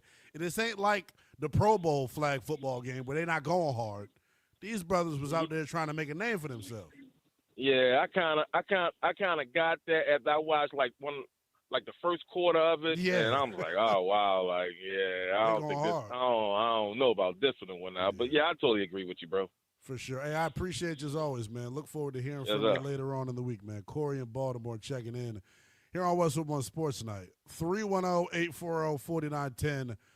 I don't know, man. Like, I thought when first of all, can I say this?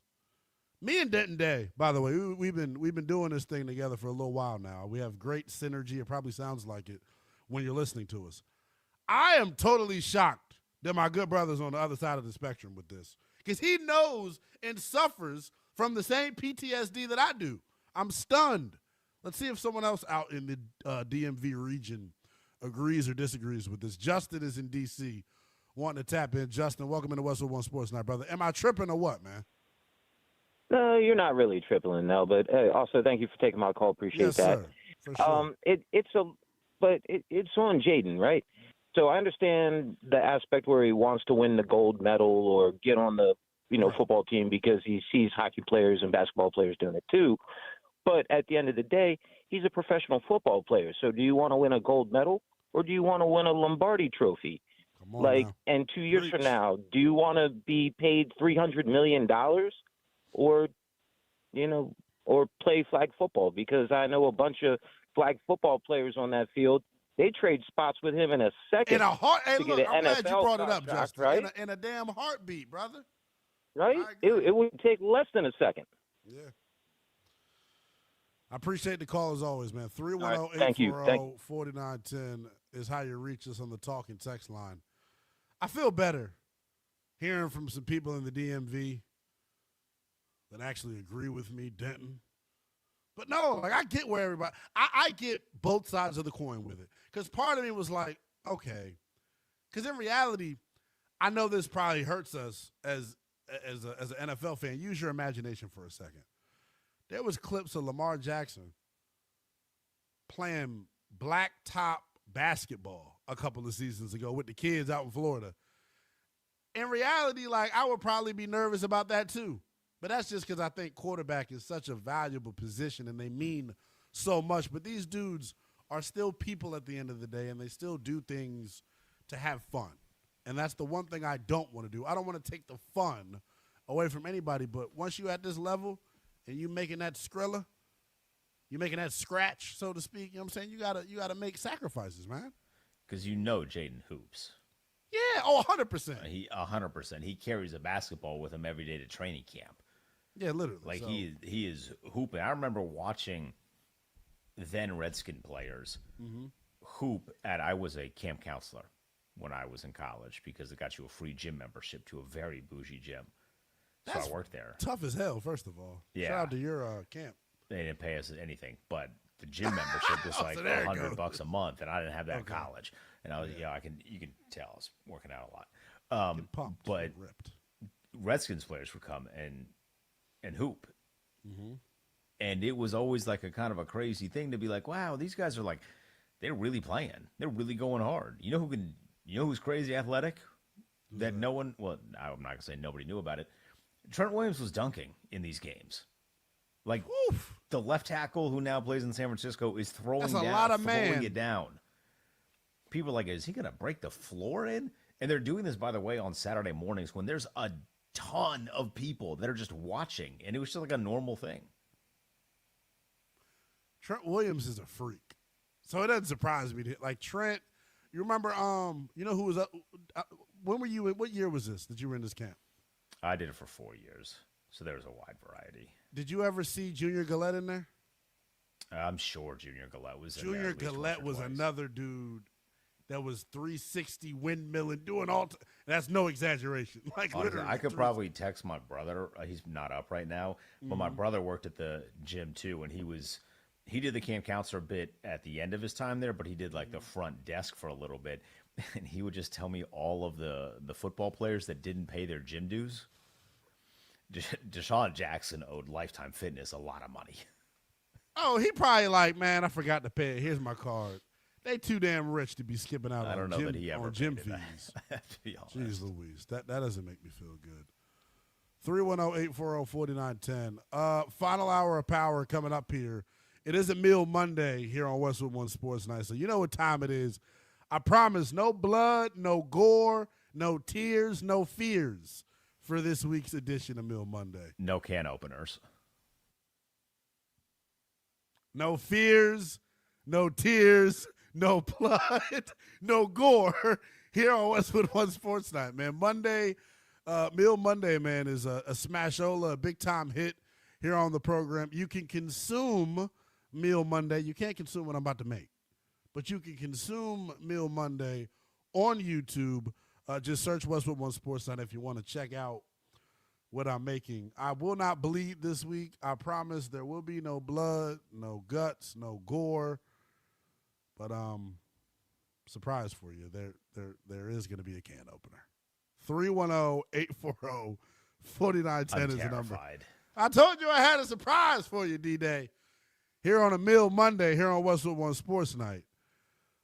We also got to get you the fresh installment of Nell Super Six Pack. I did not pay off that tease in the segment, so we'll do that as well. Sweet 16 officially set Myself and Denton Day going to be boots on the ground in the nation's capital for the big games on Friday night. Who are the top 6 teams left in the field of 16? We'll give you that next here on Westwood One Sports Night. This is Westwood One Sports.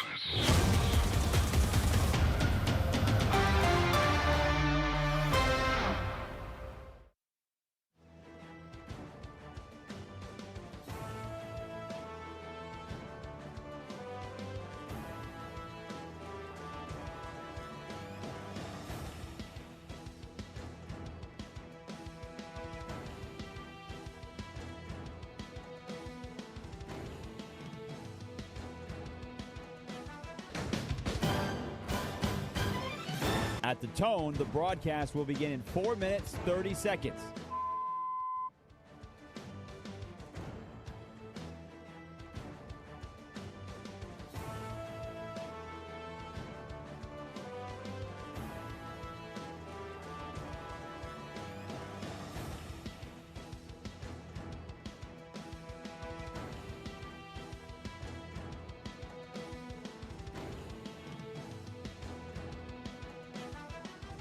At the tone, the broadcast will begin in 4 minutes.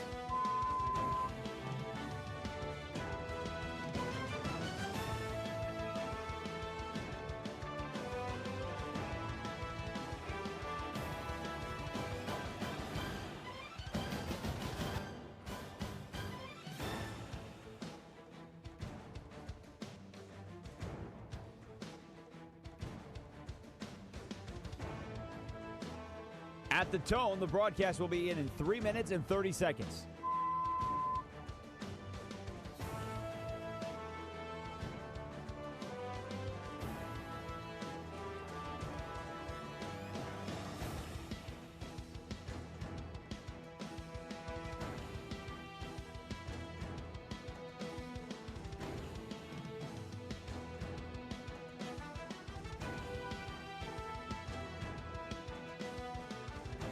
At the tone, the broadcast will begin in 3 minutes.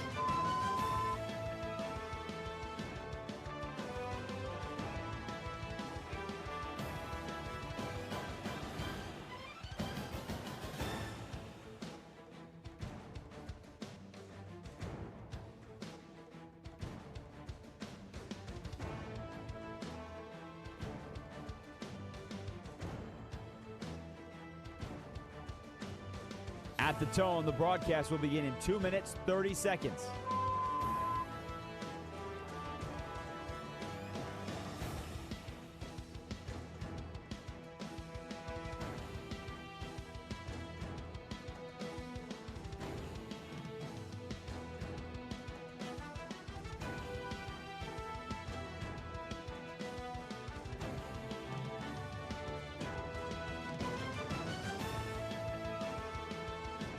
At the tone, the broadcast will begin in 2 minutes.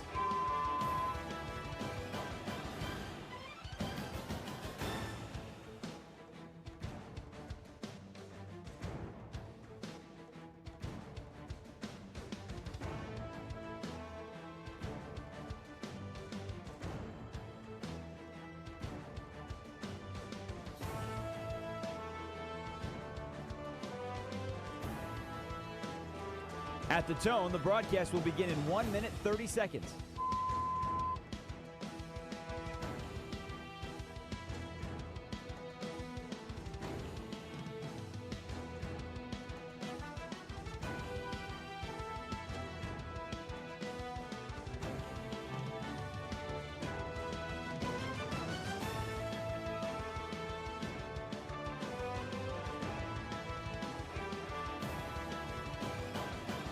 At the tone, the broadcast will begin in 1 minute.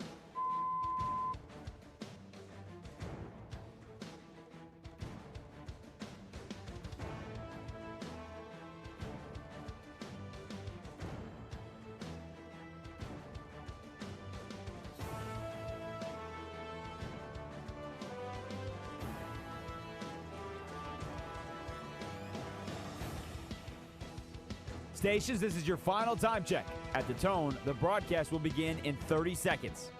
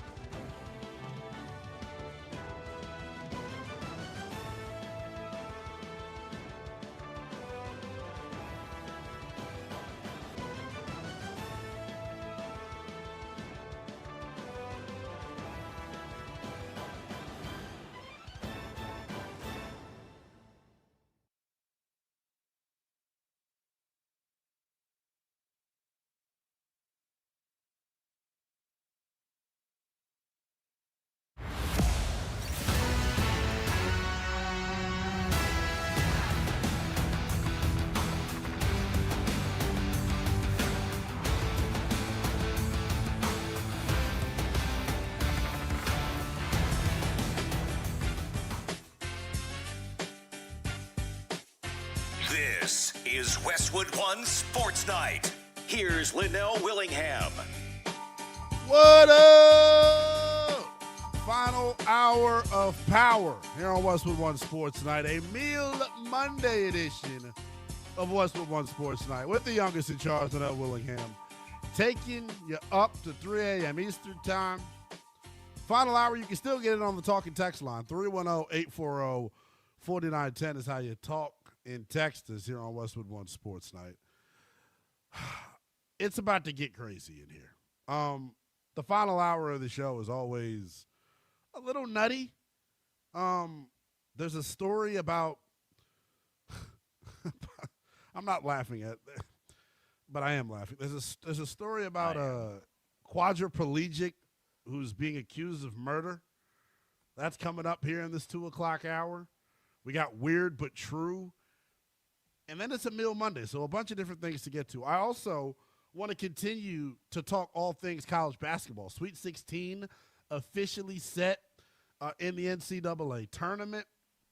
I want to give you a fresh installment of Nell Super Six Pack, the most highly anticipated power ranking segment in all of sports talk radio. We will do that right now. Let's do it. 3, 2, 1, ready. It's the most highly anticipated power ranking segment in all of sports radio. Sit back, crack a can. It's time for Nell's Super Six Pack. Alrighty, let's get into it. Without further ado, here is my Super Six Pack for you. That rhymes, because I'm talented. These 6 teams also talented. And that's why they made Nell's Super Six Pack. My top 6 teams remaining in the NCAA Tournament. Number 6, a team that is near and dear to my heart, the Arkansas Razorbacks. Why, Lynnell? Why are they number 6 in your Super Six Pack? I wanted to put them higher. The Arkansas Razorbacks may only be ranked 6th in my Super Six Pack, but they've got the best player remaining in the NCAA Tournament. Darius Acuff Jr. in his 5 postseason games, the SEC Tournament as well as the first 2 games here in the NCAA Tournament, is averaging 30 points, 7 assists, shooting 46% from the field and 49% from 3. This kid is going Kanye crazy. What do I mean by that when I say Kanye crazy? I know Kanye West crazy as hell. This kid's going crazy as hell. Darius Acuff in Arkansas ranked 6th for me. The only issue that I have with Arkansas is they don't have much of a bench, but their starting 5 and the 5 or 6 dudes that they play as good as anybody's in the country. Yeah, I know how I feel about Darius Acuff. I think guards win in the month of March. It's not just Acuff, though. He's got a backcourt mate as well in Malik Thomas that can go for 20 points on any given night. Billy Richmond III guarding the opposing team's best perimeter player and dunking it on your forehead. And then they're big in the middle with Ewan and Trevin Brazile. Those 2 dudes allow Darius Acuff and company to run that high ball screen action. Trevin Brazile, to me, is the X factor for this group. I know he had a little bit of an injury scare the other night. Darius Acuff is unguardable. Teams are going to try to blitz him and get the basketball out of his hands. If Trevin Brazile and these role players can knock down shots when Acuff is forced to dish, I think Arkansas's got as good of a shot as anybody. They're number 6 in those Super Six Pack. My top 6 teams remaining in the Sweet 16. Number 5, Josh Graham, close your ears. It is the Duke Blue Devils, and here is why. I like Duke. I think Duke's got a good team. I worry about Duke's toughness. I worry about, can Duke get into a fist fight here in this tournament and come out on the other side, right? They've been challenged twice already. The first half against Siena, the first half against TCU. Duke did not look like a team that belonged in my Super Six Pack of the top 6 teams remaining in college basketball here in the Sweet 16. The thing that I love about Duke is the length that they have with Isaiah Evans and Malik Brown and Dame Sarr, like really Evans and Sarr are the guys that really give you the juice on the perimeter. In the game against TCU, Sarr and Isaiah Evans were a combined 6 of 15 from 3. If they're going to be knocking down threes at that clip, I could deal with it. It really helps that group out. The X factor, though, moving forward is going to be Caden Boozer. He is playing for the injured guard that is missing right now for Duke, and I think Caden Boozer is going to have to play big here. But in order for Duke to advance, and they take on St. John's coming up here in the Sweet 16, like I said a moment ago, Duke can't get punked because we know Coach Pitino's squad, look, they ain't the most talented team as far as shooting the ball from the perimeter, but they're as tough as a $2 steak. I actually predict that Duke goes down here. I think St. John's punks them. I think Duke goes down here. And I also feel like this is very reminiscent to last year with Duke and what happened to them. Obviously, it happened way later on in the tournament. But Houston took Duke out into the back and had a good old knock-em-out street fight. And Duke doesn't like to play that style of basketball. They want to pop the ball around the perimeter. They want to shoot threes. They're not interested in getting into a fist fight. I think St. John's is going to bring it to their front door. It's why I have St. John's advancing, but I like Duke for this reason. I still believe in Cam Boozer. I still think Cam Boozer is one of the best players in the country. In this game, Cam Boozer is going to be the best player on the floor.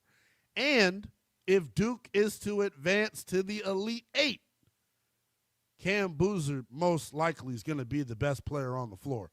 Whenever you've got one of those type of dudes, I give you a shot to go all the way here. It's why I have them number 5. Number 4 in Nell Super Six Pack.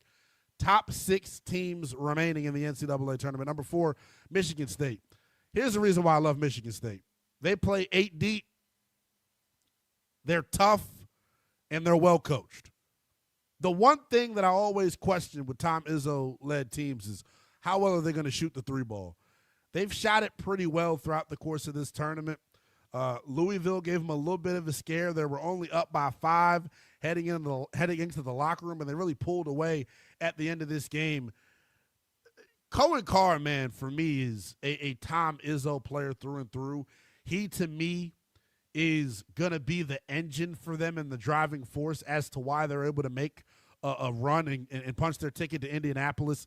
6'6", 230, freight train, like a locomotive going on the fast break in transition. He's shooting the basketball well from the perimeter as well, and I think he's got the chops on the defensive end to guard the opposing team's best player. The other reason I really like Michigan State, this young man struggled at the beginning of the year, but has really been on one here in the past month or so. Jeremy Fears, man, one of the best point guards in all of college basketball, 16 assists in the game against Louisville. He's a guy that has the ball in his hands a lot. He's got to make quality decisions, possession in, possession out. I trust him to do that. It's why I'm a big fan of Michigan State. I also like the depth that Sparty has as well.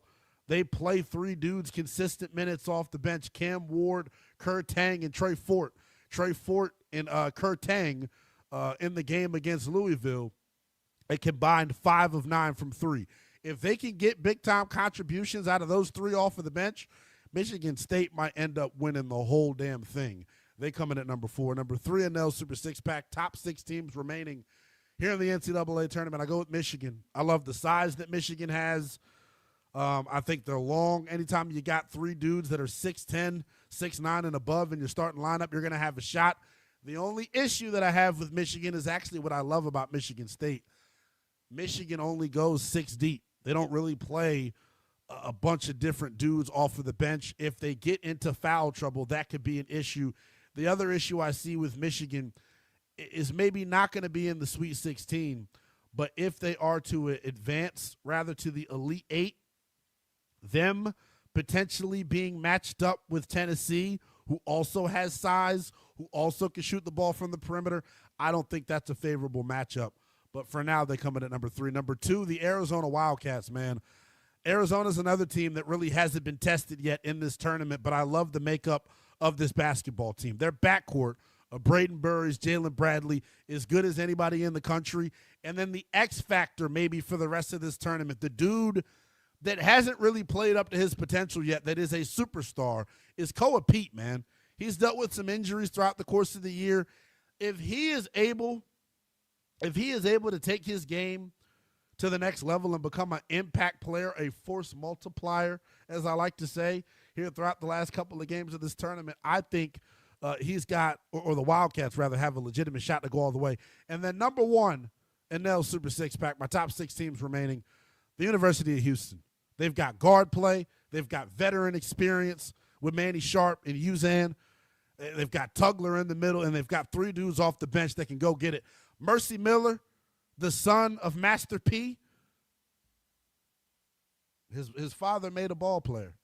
His father was a ball player back in the day as well. He was damn good. But Mercy Miller could hoop. So I like Houston. Kingston Fleming's, I think, one of the best young guards in this tournament. I just think Houston has everything that you need to get it done. That's Nell's Super Six Pack. Top 6 teams left in the Sweet 16. Number 6, Arkansas. Number 5, Duke. Number 4, Michigan State. Number 3, Michigan. Number 2, Arizona. And number 1, Houston. Now that that's out of the way, we'll go back out to the phones. A couple of different things we were chewing on the phone lines. 1, am I overreacting to Jayden Daniels and Joe Burrow playing in this flag football game? And then 2, 2028 will be here before we know it. Based on the way the flag football game went this weekend, do you see NFL owners allowing their players to participate in this bad boy? DJ is out in B-More wanting to chime in. DJ, welcome into Westwood One Sports Night. Lynnell, what's happening, man? You've been killing it. You were talking about Lamar Jackson playing basketball. I actually remember that Terrell Suggs actually tore his Achilles playing basketball in April of 2012, man. I remember that. But, yeah, it's the reason why I think it's kind of crazy for them to be playing in a flag game. But you tell me if I'm wrong. No, you on it, man. I appreciate the call as always, brother. 310-840-4910 is the number. Meal Monday is here. And so is this can opener. We are back. Meal Monday. The surprise is terrifying. We're running back the tuna. Oh, no. And I got an ultimatum. We got WrestleMania coming up in a couple of weeks out in Las Vegas. In WWE, you normally hear a stipulation of, if I lose, I'll never challenge for the World's Heavyweight Championship ever again. If I hurt myself tonight, Meal Monday will be discontinued. What do you mean? What I mean is if I hurt myself or cut myself like I did last week, then it will discontinue Meal Monday and we'll never have it again. If you're wondering what Meal Monday is, if you're listening nationwide, coast to coast on our over 200-plus affiliates out there, get your ass in the YouTube stream, man. Search Westwood One Sports Night. Meal Monday is on deck. We're taking calls, and we're recapping the best of the show. One early take that I had early in this program, and I said it with my entire chest. I firmly believe that the first 4 days of this NCAA tournament, oh, God, things are dropping already. The first 4 days of this NCAA tournament, Thursday through Sunday, I think proved why the NCAA tournament is without a shadow of a doubt the best postseason in all of sports. Argue with somebody you love. Maybe that's me. Are you using the can opener now? I'm using the can opener now. Oh, I'm getting to it. I'm getting the hard part out of the way because what I didn't have last time as we were doing this Meal Monday here on Westwood One Sports Night, I didn't have the table that I normally use. I got a nice strainer here, straining my tuna into this old McDonald's cup because why would I use a real cup? I accidentally may or may not have did that before, and just know I'm never drinking out of that cup again. Yeah, that's a terrible decision. But no, look, can off. There you go. All right, that's a start. No cut. Yeah, put that one away. Yeah. Yeah, put that one away. Dump the tuna in. You're just doing one can of tuna, right? No, we got 3 cans of tuna. 3 cans of tuna. Because this has got to last. I will say this. If you're listening out there nationwide on our over 200-plus affiliates, get at us on YouTube. Get at us on the talk and text line, 310-840-4910. Is there a right way to make tuna? What do you think about tuna? I wanted to do this the last time we were doing this. Tuna, to me, falls in the category of like a struggle meal. And I call it a struggle meal, more like a college meal is the best way that I would put it. Struggle works. Struggle works. I didn't have a can opener in college, so I wasn't eating tuna. I was eating a bunch of noodles. But give me your best struggle meals, man. I'm a big beanies and weenies guy. I used to love hot dogs. Jeff K says that big-ass spoon. Look, I may or may not only have plastic utensils in my house. I know it's a big-ass spoon, okay? We're working with whatever we have, Jeff. We're working with what we got, man. He does not have a Michelin star kitchen. Exactly. 310-840-4910. I do want to clear the phone lines here while we got these last couple of callers on the line. Jeff is in Yellow Springs. He wants to chime in on the topic we brought up earlier. What is more important right now in the landscape of college athletics? Is it having a good recruiter, or is it having, or is it more important to have an X's and O's guru? What do you think, Jeff? Welcome in. Thank you, sir. Recruiter, I would say recruiter, but you've had so many topics on here. Let me touch on a few. Yeah, go ahead, man. While I sit here trying to open this tuna. You're very provocative, and that it gets people's senses up. Whether we feel that you're right or wrong about subject. Well, first and foremost, let me correct you. I'm always right, brother. No, you're not. I appreciate you tuning in, though, man. Yeah. Well, I've only listened to you about a dozen times now, but I think I'm going to be a regular because I find your show very interesting. Let me say one thing. The greatest player in the major leagues right now is Ellie De La Cruz. He gained about 12 to 13 pounds all season. The kid's 6'5" and 215 now, and he just looks so much bigger from the shoulder, around his arms and shoulders. I've never seen a player like that, baseball player. Can I ask you a question? Yes, did you bring that up because, you think Ellie De La Cruz is eating tuna to get jacked? Where are we going with this? Well, you want to talk about tuna? Listen, I used to make tuna noodle casserole, but after you eat that once and then the leftover, you don't want it for a while. The only thing I like with tuna is I'll take a ramen soup, a shrimp ramen soup. Hold on, brother. It's ramen, brother. It's ramen. Now we got to have this as a topic on the talking text line. Is it ramen or is it ramen? I call it oodles and noodles where I'm from, brother. So you're getting bougie on me. Okay, I'll go with the ramen. But then you put the tuna in there after the ramen sauce. Then add, listen, now here's the kick. You add hot sauce and honey to that. Mix Come on, brother. If you don't think I'm strapped with a bottle of Texas Pete, you better ask somebody. Come on, man. I know how to get down. If you're watching on the YouTube stream, I just flashed my bottle of Texas Pete, and I put a dent in this damn bottle. You put hot sauce a dent in no day. You put hot sauce on eggs. On eggs? Yes, sir. It depends on how freaky I'm feeling, man. Sometimes I might. Listen, I really enjoy you. I think you're a pretty good guy. I appreciate you, man. Hey, look, I appreciate you too, but I got to let you go, brother. We're crushing the clock. 310-840-4910 is the number. D-Day, what you got for us, man? He missed such a great opportunity. I know. And, we got to tee him up for it next time. It's provocative. It gets the people going. Come on, man. Come on. Pine Needle. We haven't heard from Pine Needle all night in the YouTube chat. He says, Ellie Tuna Cruz. There we go. I like it. 310-840-4910 is the number here on Westwood One Sports Night. I got some more takes and thoughts about the NCAA tournament. I want to get to that coming up on the other side of the break. And I also want to take a quick trip around the NBA. But when we come back, my top matchups in the Sweet 16, the matchups that I'm most looking forward to, that is next here on Westwood One Sports. Imagine a sports platform that talks with you, not at you. Your stories, your opinions, your one destination. This is Westwood One Sports.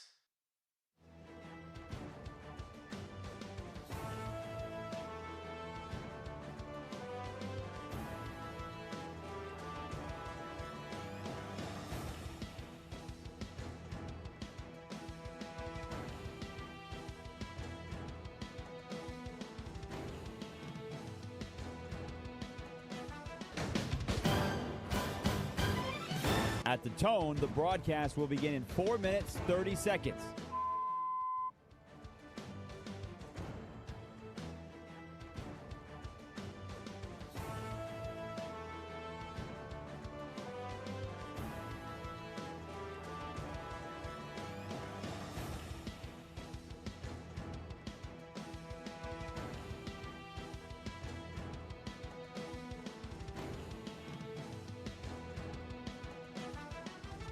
At the tone, the broadcast will begin in 4 minutes.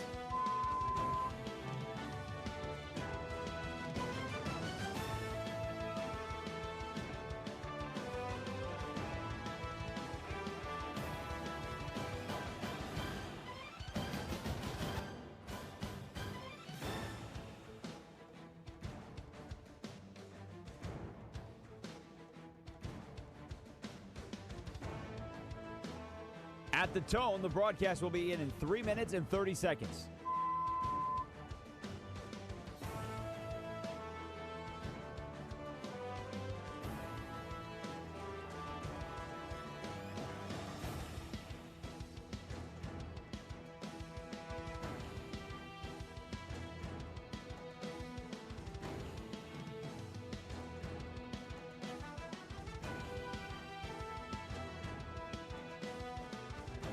At the tone, the broadcast will begin in 3 minutes.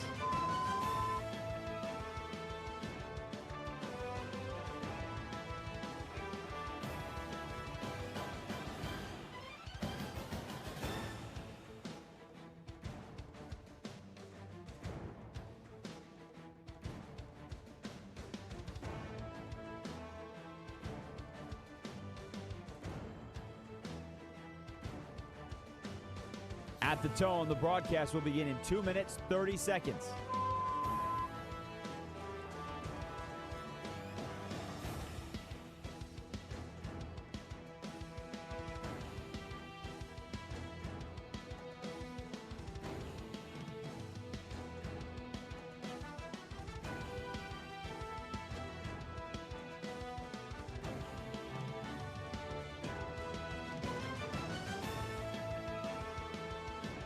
At the tone, the broadcast will begin in 2 minutes.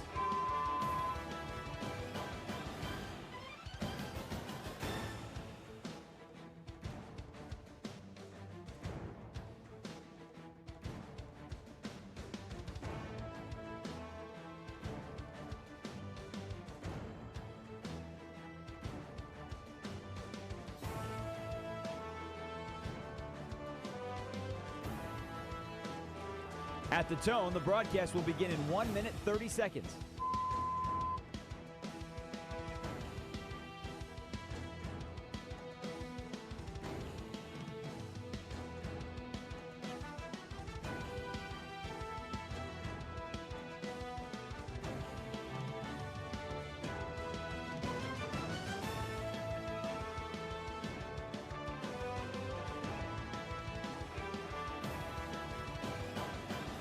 At the tone, the broadcast will begin in 1 minute.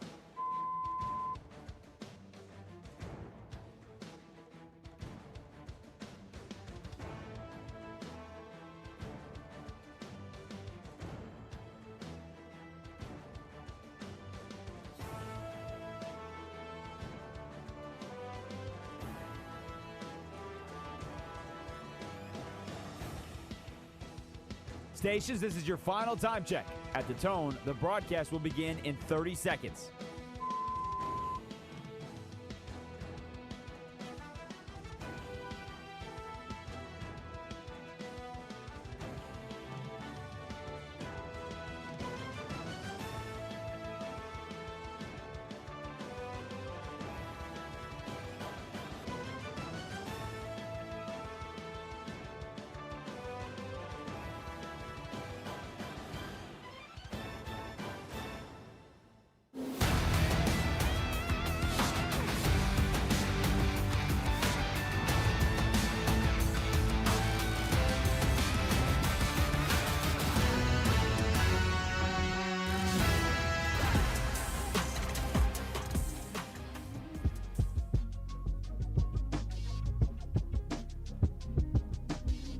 This is Westwood One Sports Night. Here's Lynnell Willingham. Here I am. About a half hour left to go. Here on a Meal Monday edition of Westwood One Sports Night. You're tapped into the youngest in charge, Lynnell Willingham. A lot more to get to. Talking text line wide open here for the final 30 minutes of the show. 310-840-4910 is how you talk and text us here on Westwood One Sports Night. We encourage you, if you're listening on our over 200-plus affiliates nationwide, keep listening on the affiliate, but also check us out on YouTube as well. Just search Westwood One Sports Night. It's where you would find Meal Monday. And today's Meal Monday, we're running back the tuna bit. I did not cut myself. All 3 cans of tuna have been dispersed. This actually looks like dog food now that I'm actually like really looking at it under the light. But all 3 cans of tuna have made it into the bowl.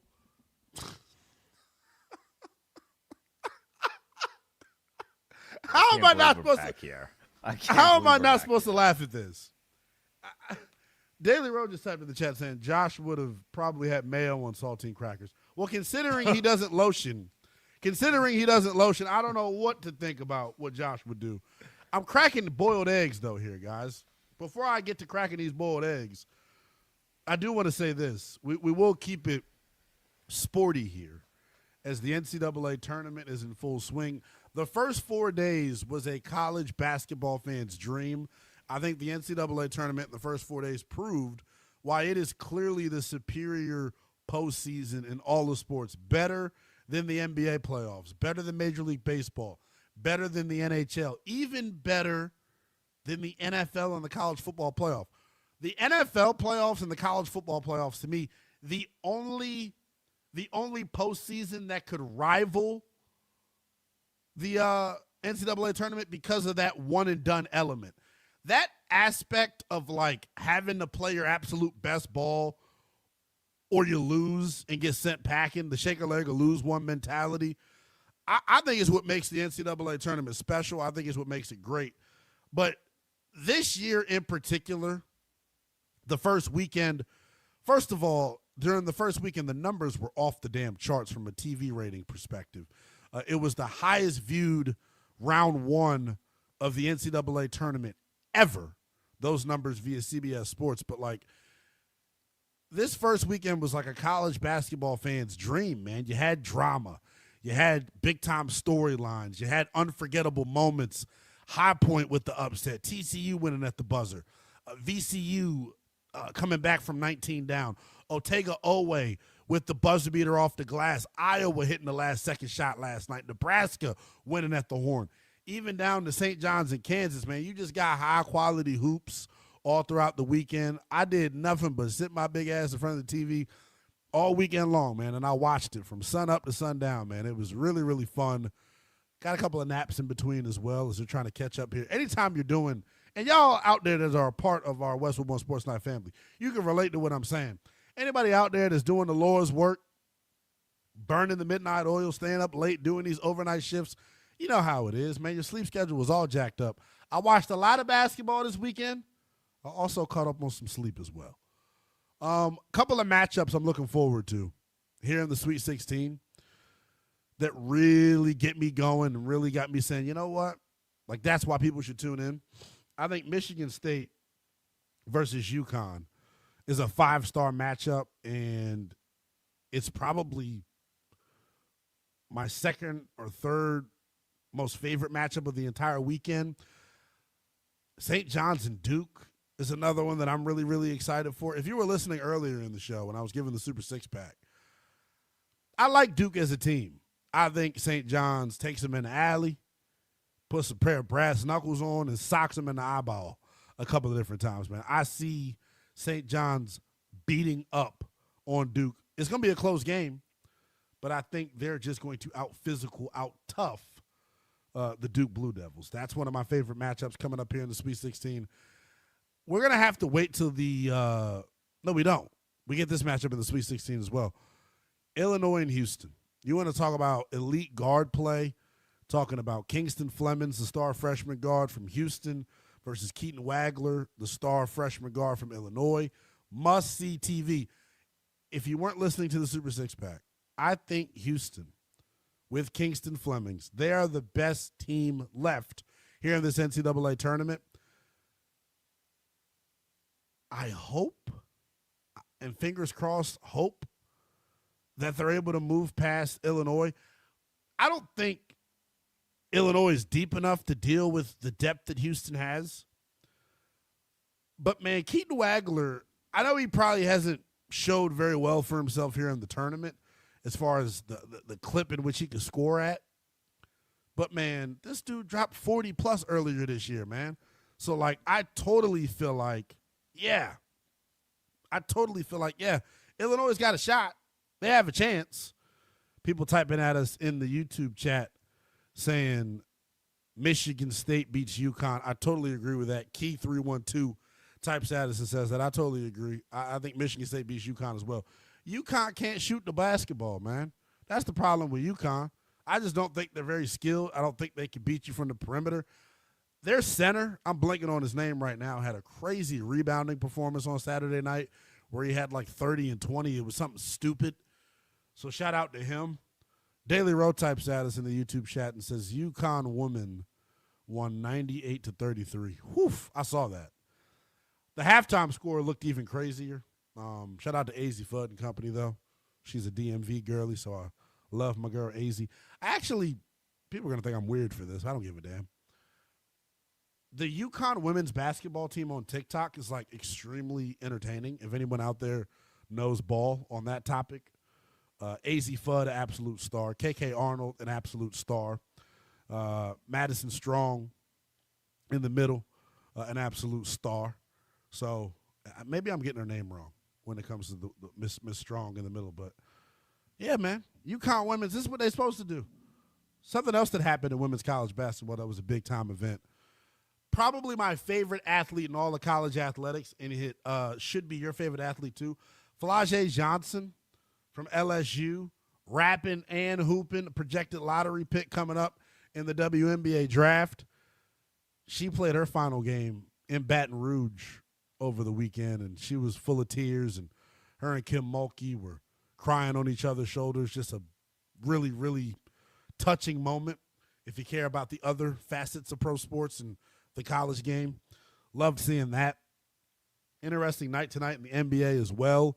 Victor Wembanyama and the Spurs winning, of course.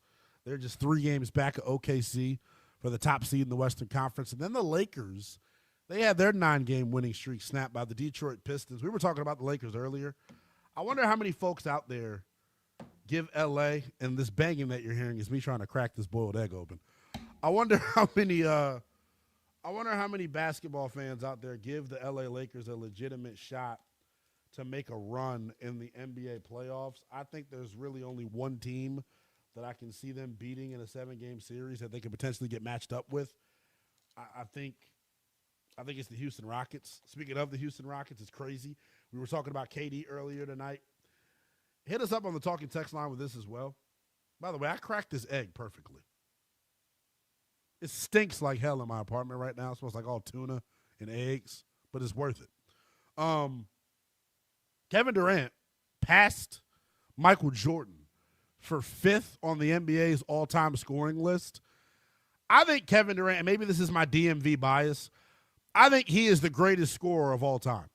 I think he should go down as the greatest scorer of all time. And I think him passing MJ in the fashion that he did, I think proves why he's the greatest scorer of all time. Y'all be honest with me here. We family here on Westwood One Sports Night. I feel like a lot of the disdain and hate that people have for KD has everything to do with how he left Oklahoma City and the way that he went to Golden State. And people don't like that he's kind of team hopped, so to speak, right? Played on Golden State, forced his way to Brooklyn, forced his way to Phoenix, and then has now forced his way to Houston. Bottom line is this. Kobe, Karl Malone, Kareem, and LeBron, the only 4 dudes that have ever scored more points than him playing this game. That is an impressive feat. The stat that I had earlier is going to knock your damn socks off. Kevin Durant passed Michael Jordan for 5th on the all-time scoring list while taking 2,100 177 fewer shots than Michael Jordan. So if you're looking at me crazy for saying, that Durant's the greatest scorer this game has ever seen, do I need to give you more evidence, or should I crack a boiled egg over the top of your head, man? My guy B Sacco 82 saying YIC still no faith in the Big Ten. I gave the Big Ten their flowers earlier tonight, man. 6 of the final 16 teams remaining in the NCAA tournament come from the big, bad Big Ten. And I apologized to him earlier in the show, but I'm only going to apologize so much. Michigan ain't winning it. That's the only team that has a shot. Michigan State, maybe. They're probably the best team that resides in that Big Ten. But Nebraska, they're punching their ticket to the Sweet 16 for the first time ever. Iowa, in the Sweet 16 for the first time since 2015. So teams are starting to come back around. It's about damn time the Big Ten is good at basketball. If you're out there listening here in America, where else would you be listening from? Canada, I guess. But we're international, baby. We are international, so let me not sleep on the show. We have cicadas in the DMV. I know that for sure. They come out something like every 16, 17 years. The Big Ten is good at basketball every 16, 17 years. They're just like cicadas. I don't buy the Big Ten. I just don't. Look at this boiled egg. This boiled egg has a tail on it. I think that's because it was overcooked and the tail just fell off. Holy hell. R.I.P. What are you using the eggs for? Can I get an explanation of the menu? Tuna was never in my struggle meal. So I'm going to slice up. You know what I'm going to do? Denton, can you filibuster for just 10 seconds? I can try my best to filibuster for 10 seconds. I should probably throw myself on the stream here.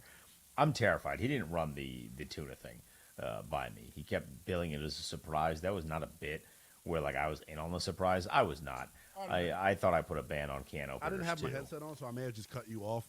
But I'm glad that his fingers are intact still. So my fingers are intact. Here's why I have boiled eggs. I also have a knife. Oof. Yeah. You just put that knife on the arm of your couch? There's a plate, Denton. Oh, come on, okay. pal. Come on, pal. But it's still on the arm of your couch. Yeah. Okay. This couch is nothing but a chair for me to do this show from. the only ass that this couch gets is mine. I was more terrified of you potentially swinging an elbow and then slicing through your very wonderful, high-quality Litos hoodie. Not really, but there was water. Ew, there's bubbles and water in this egg because I think it cracked and busted on entry. Same. Yeah, I mean, just leave that for what it is. Been there. Yeah, I know. We all have, right? I'm going to cut the boiled eggs up, and I'm going to put them in the tuna.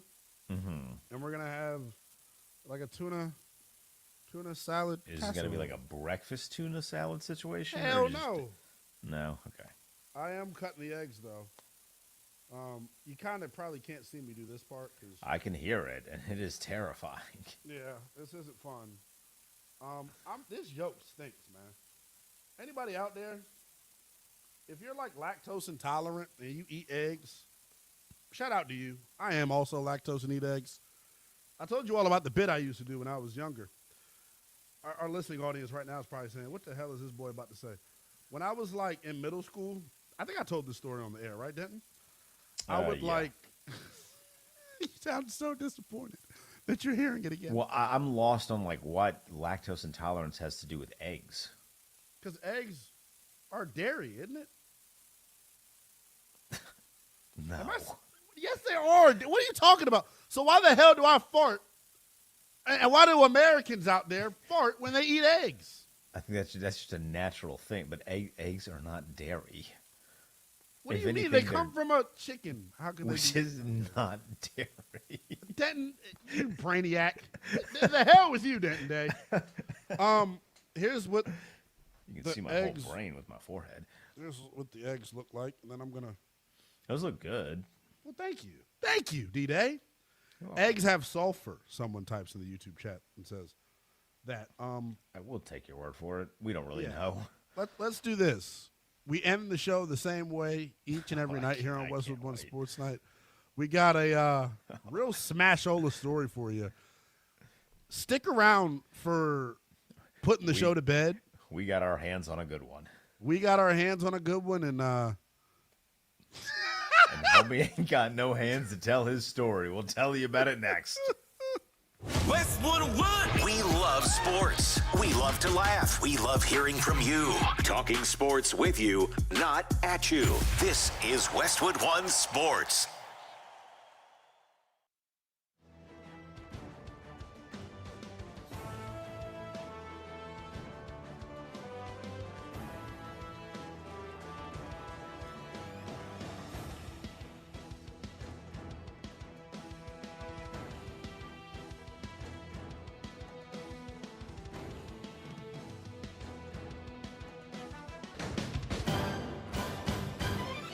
At the tone, the broadcast will begin in 4 minutes, 30 seconds.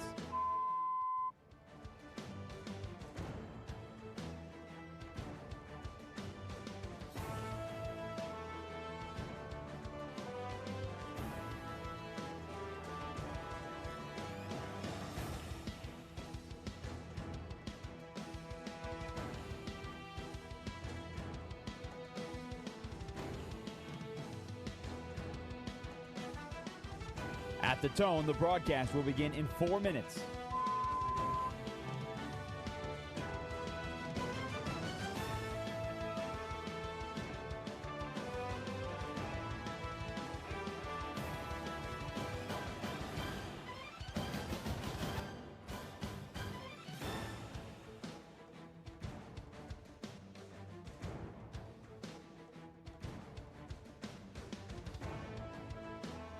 At the tone, the broadcast will begin in 3 minutes and 30 seconds.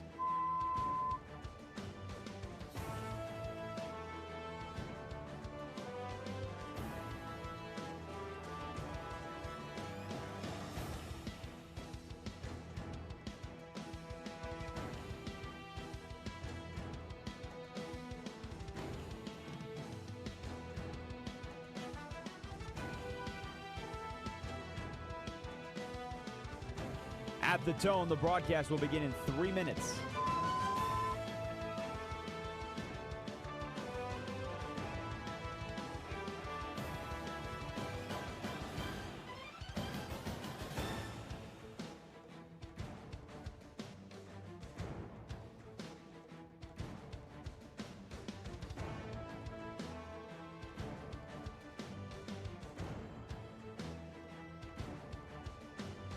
At the tone, the broadcast will begin in 2 minutes, 30 seconds.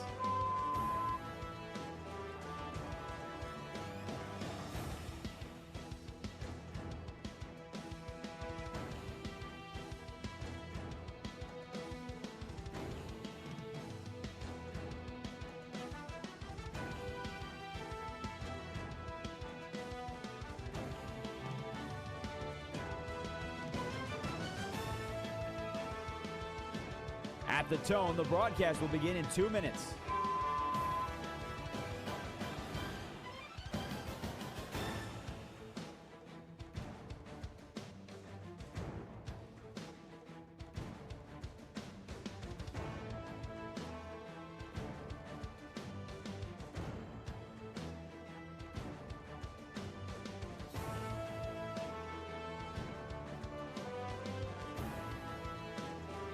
At the tone, the broadcast will begin in 1 minute, 30 seconds.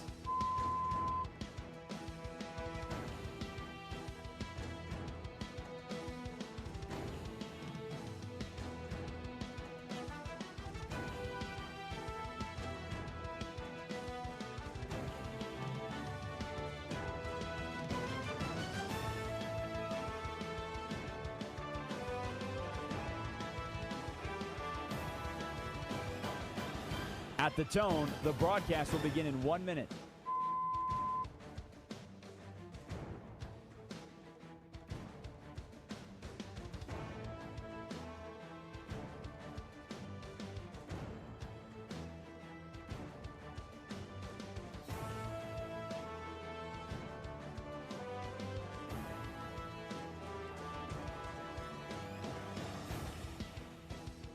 Stations, this is your final time check. At the tone, the broadcast will begin in 30 seconds.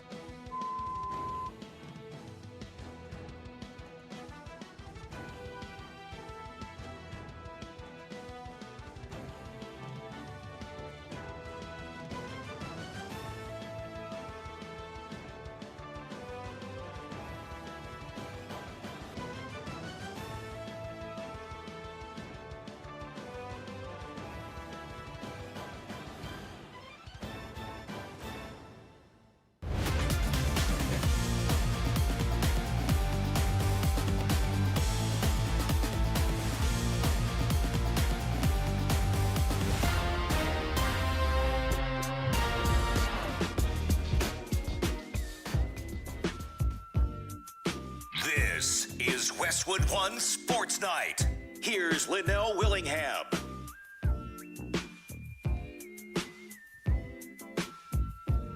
Westwood One Sports Night with the youngest in charge, Lynnell Willingham.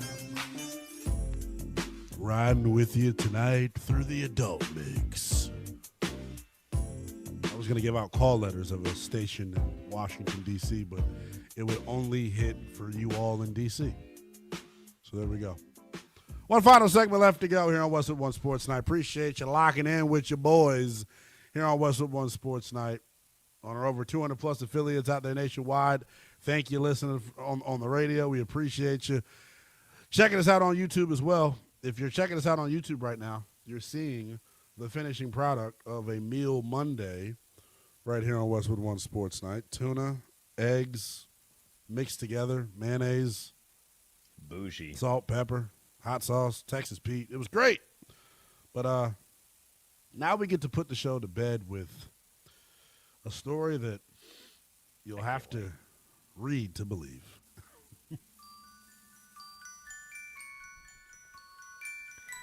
This is one of those things where it flies across my timeline, and I know I just have to get my hands all over this from a story perspective. Yeah. Authorities are claiming that Dayton Weber shot a victim and is being arrested for allegedly murdering a man. Now you're going to ask, who is Dayton Weber? Dayton, fun fact, is the name that teachers would call me when they didn't know how to say dead, and they just combined the first and last name. But this has nothing to do with me. Dayton Weber is a professional cornhole player, and he rose to prominence because ESPN did a feature on him. Why did they do a feature on him? Because he's a quadriplegic. He has no hands, he has no legs, but he got arrested for shooting and killing a man.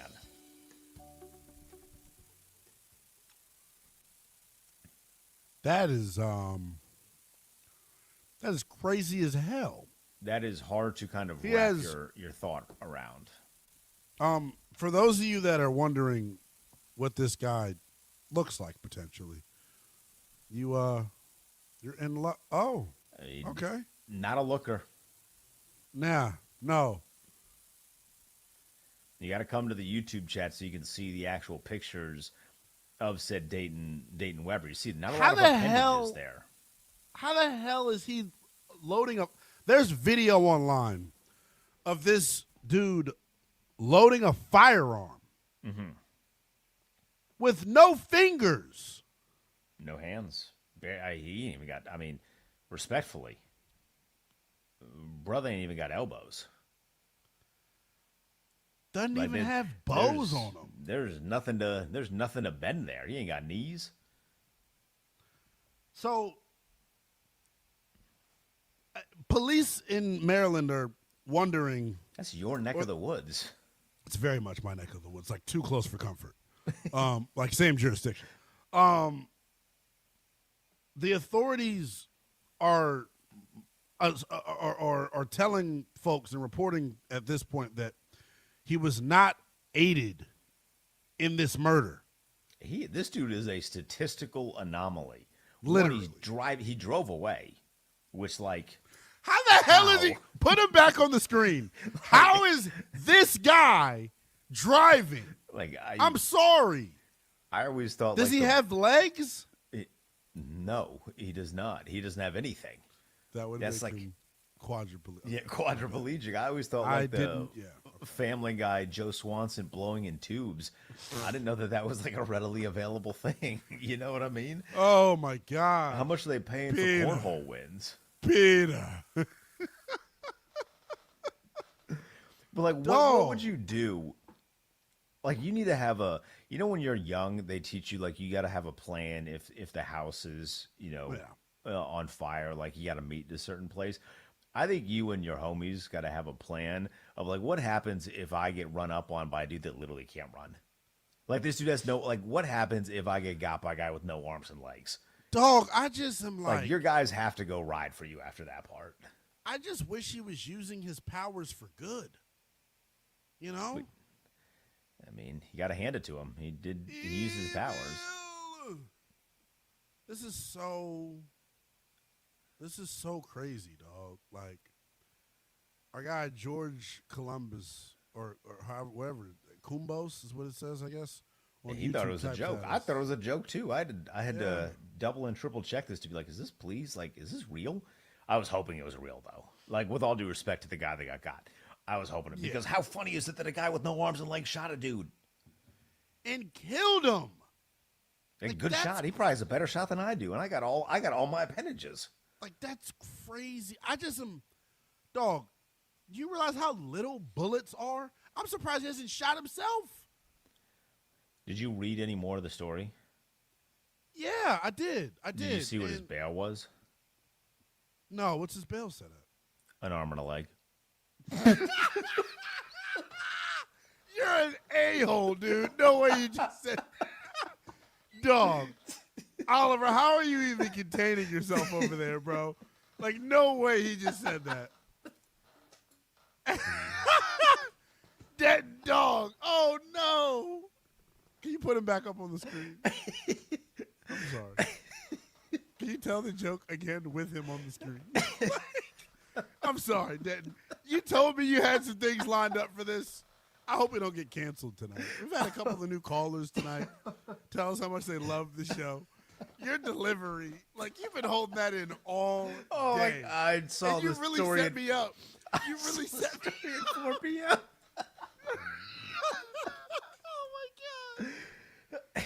Oh my God, I'm having heart palpitations, bro. You are horrible. Oh, nobody send this to this dude Dayton. He's going to come for me next. We're way too close to the story. No, seriously. God, he's going to crawl his way over here. Damn. Can I ask y'all a question? Because I know the show, y'all going to hear it coming into work. Our morning commute people. Our morning commute people, when you hear this, tweet at me at NELL_BTP and tell me how you think this brother is driving, yet alone shooting people. How does he drive? They said he had a getaway vehicle and he dumped the body somewhere. How did he dump up? He can't walk. He doesn't have feet or hands, bro. How the hell is this a thing? He uses his head like a cat.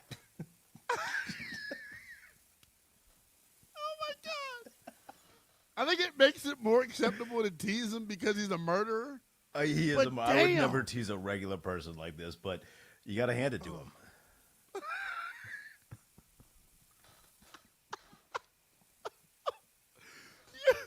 Oh my God, you're a jerk, bro. This show is over. I'm gonna try to close it properly. We got 10 seconds. Shout out to you guys for calling in. Oliver, you're great. Denton, you're a terrible person. Drake Toll, how do you follow us up, pal? This is Westwood One Sports.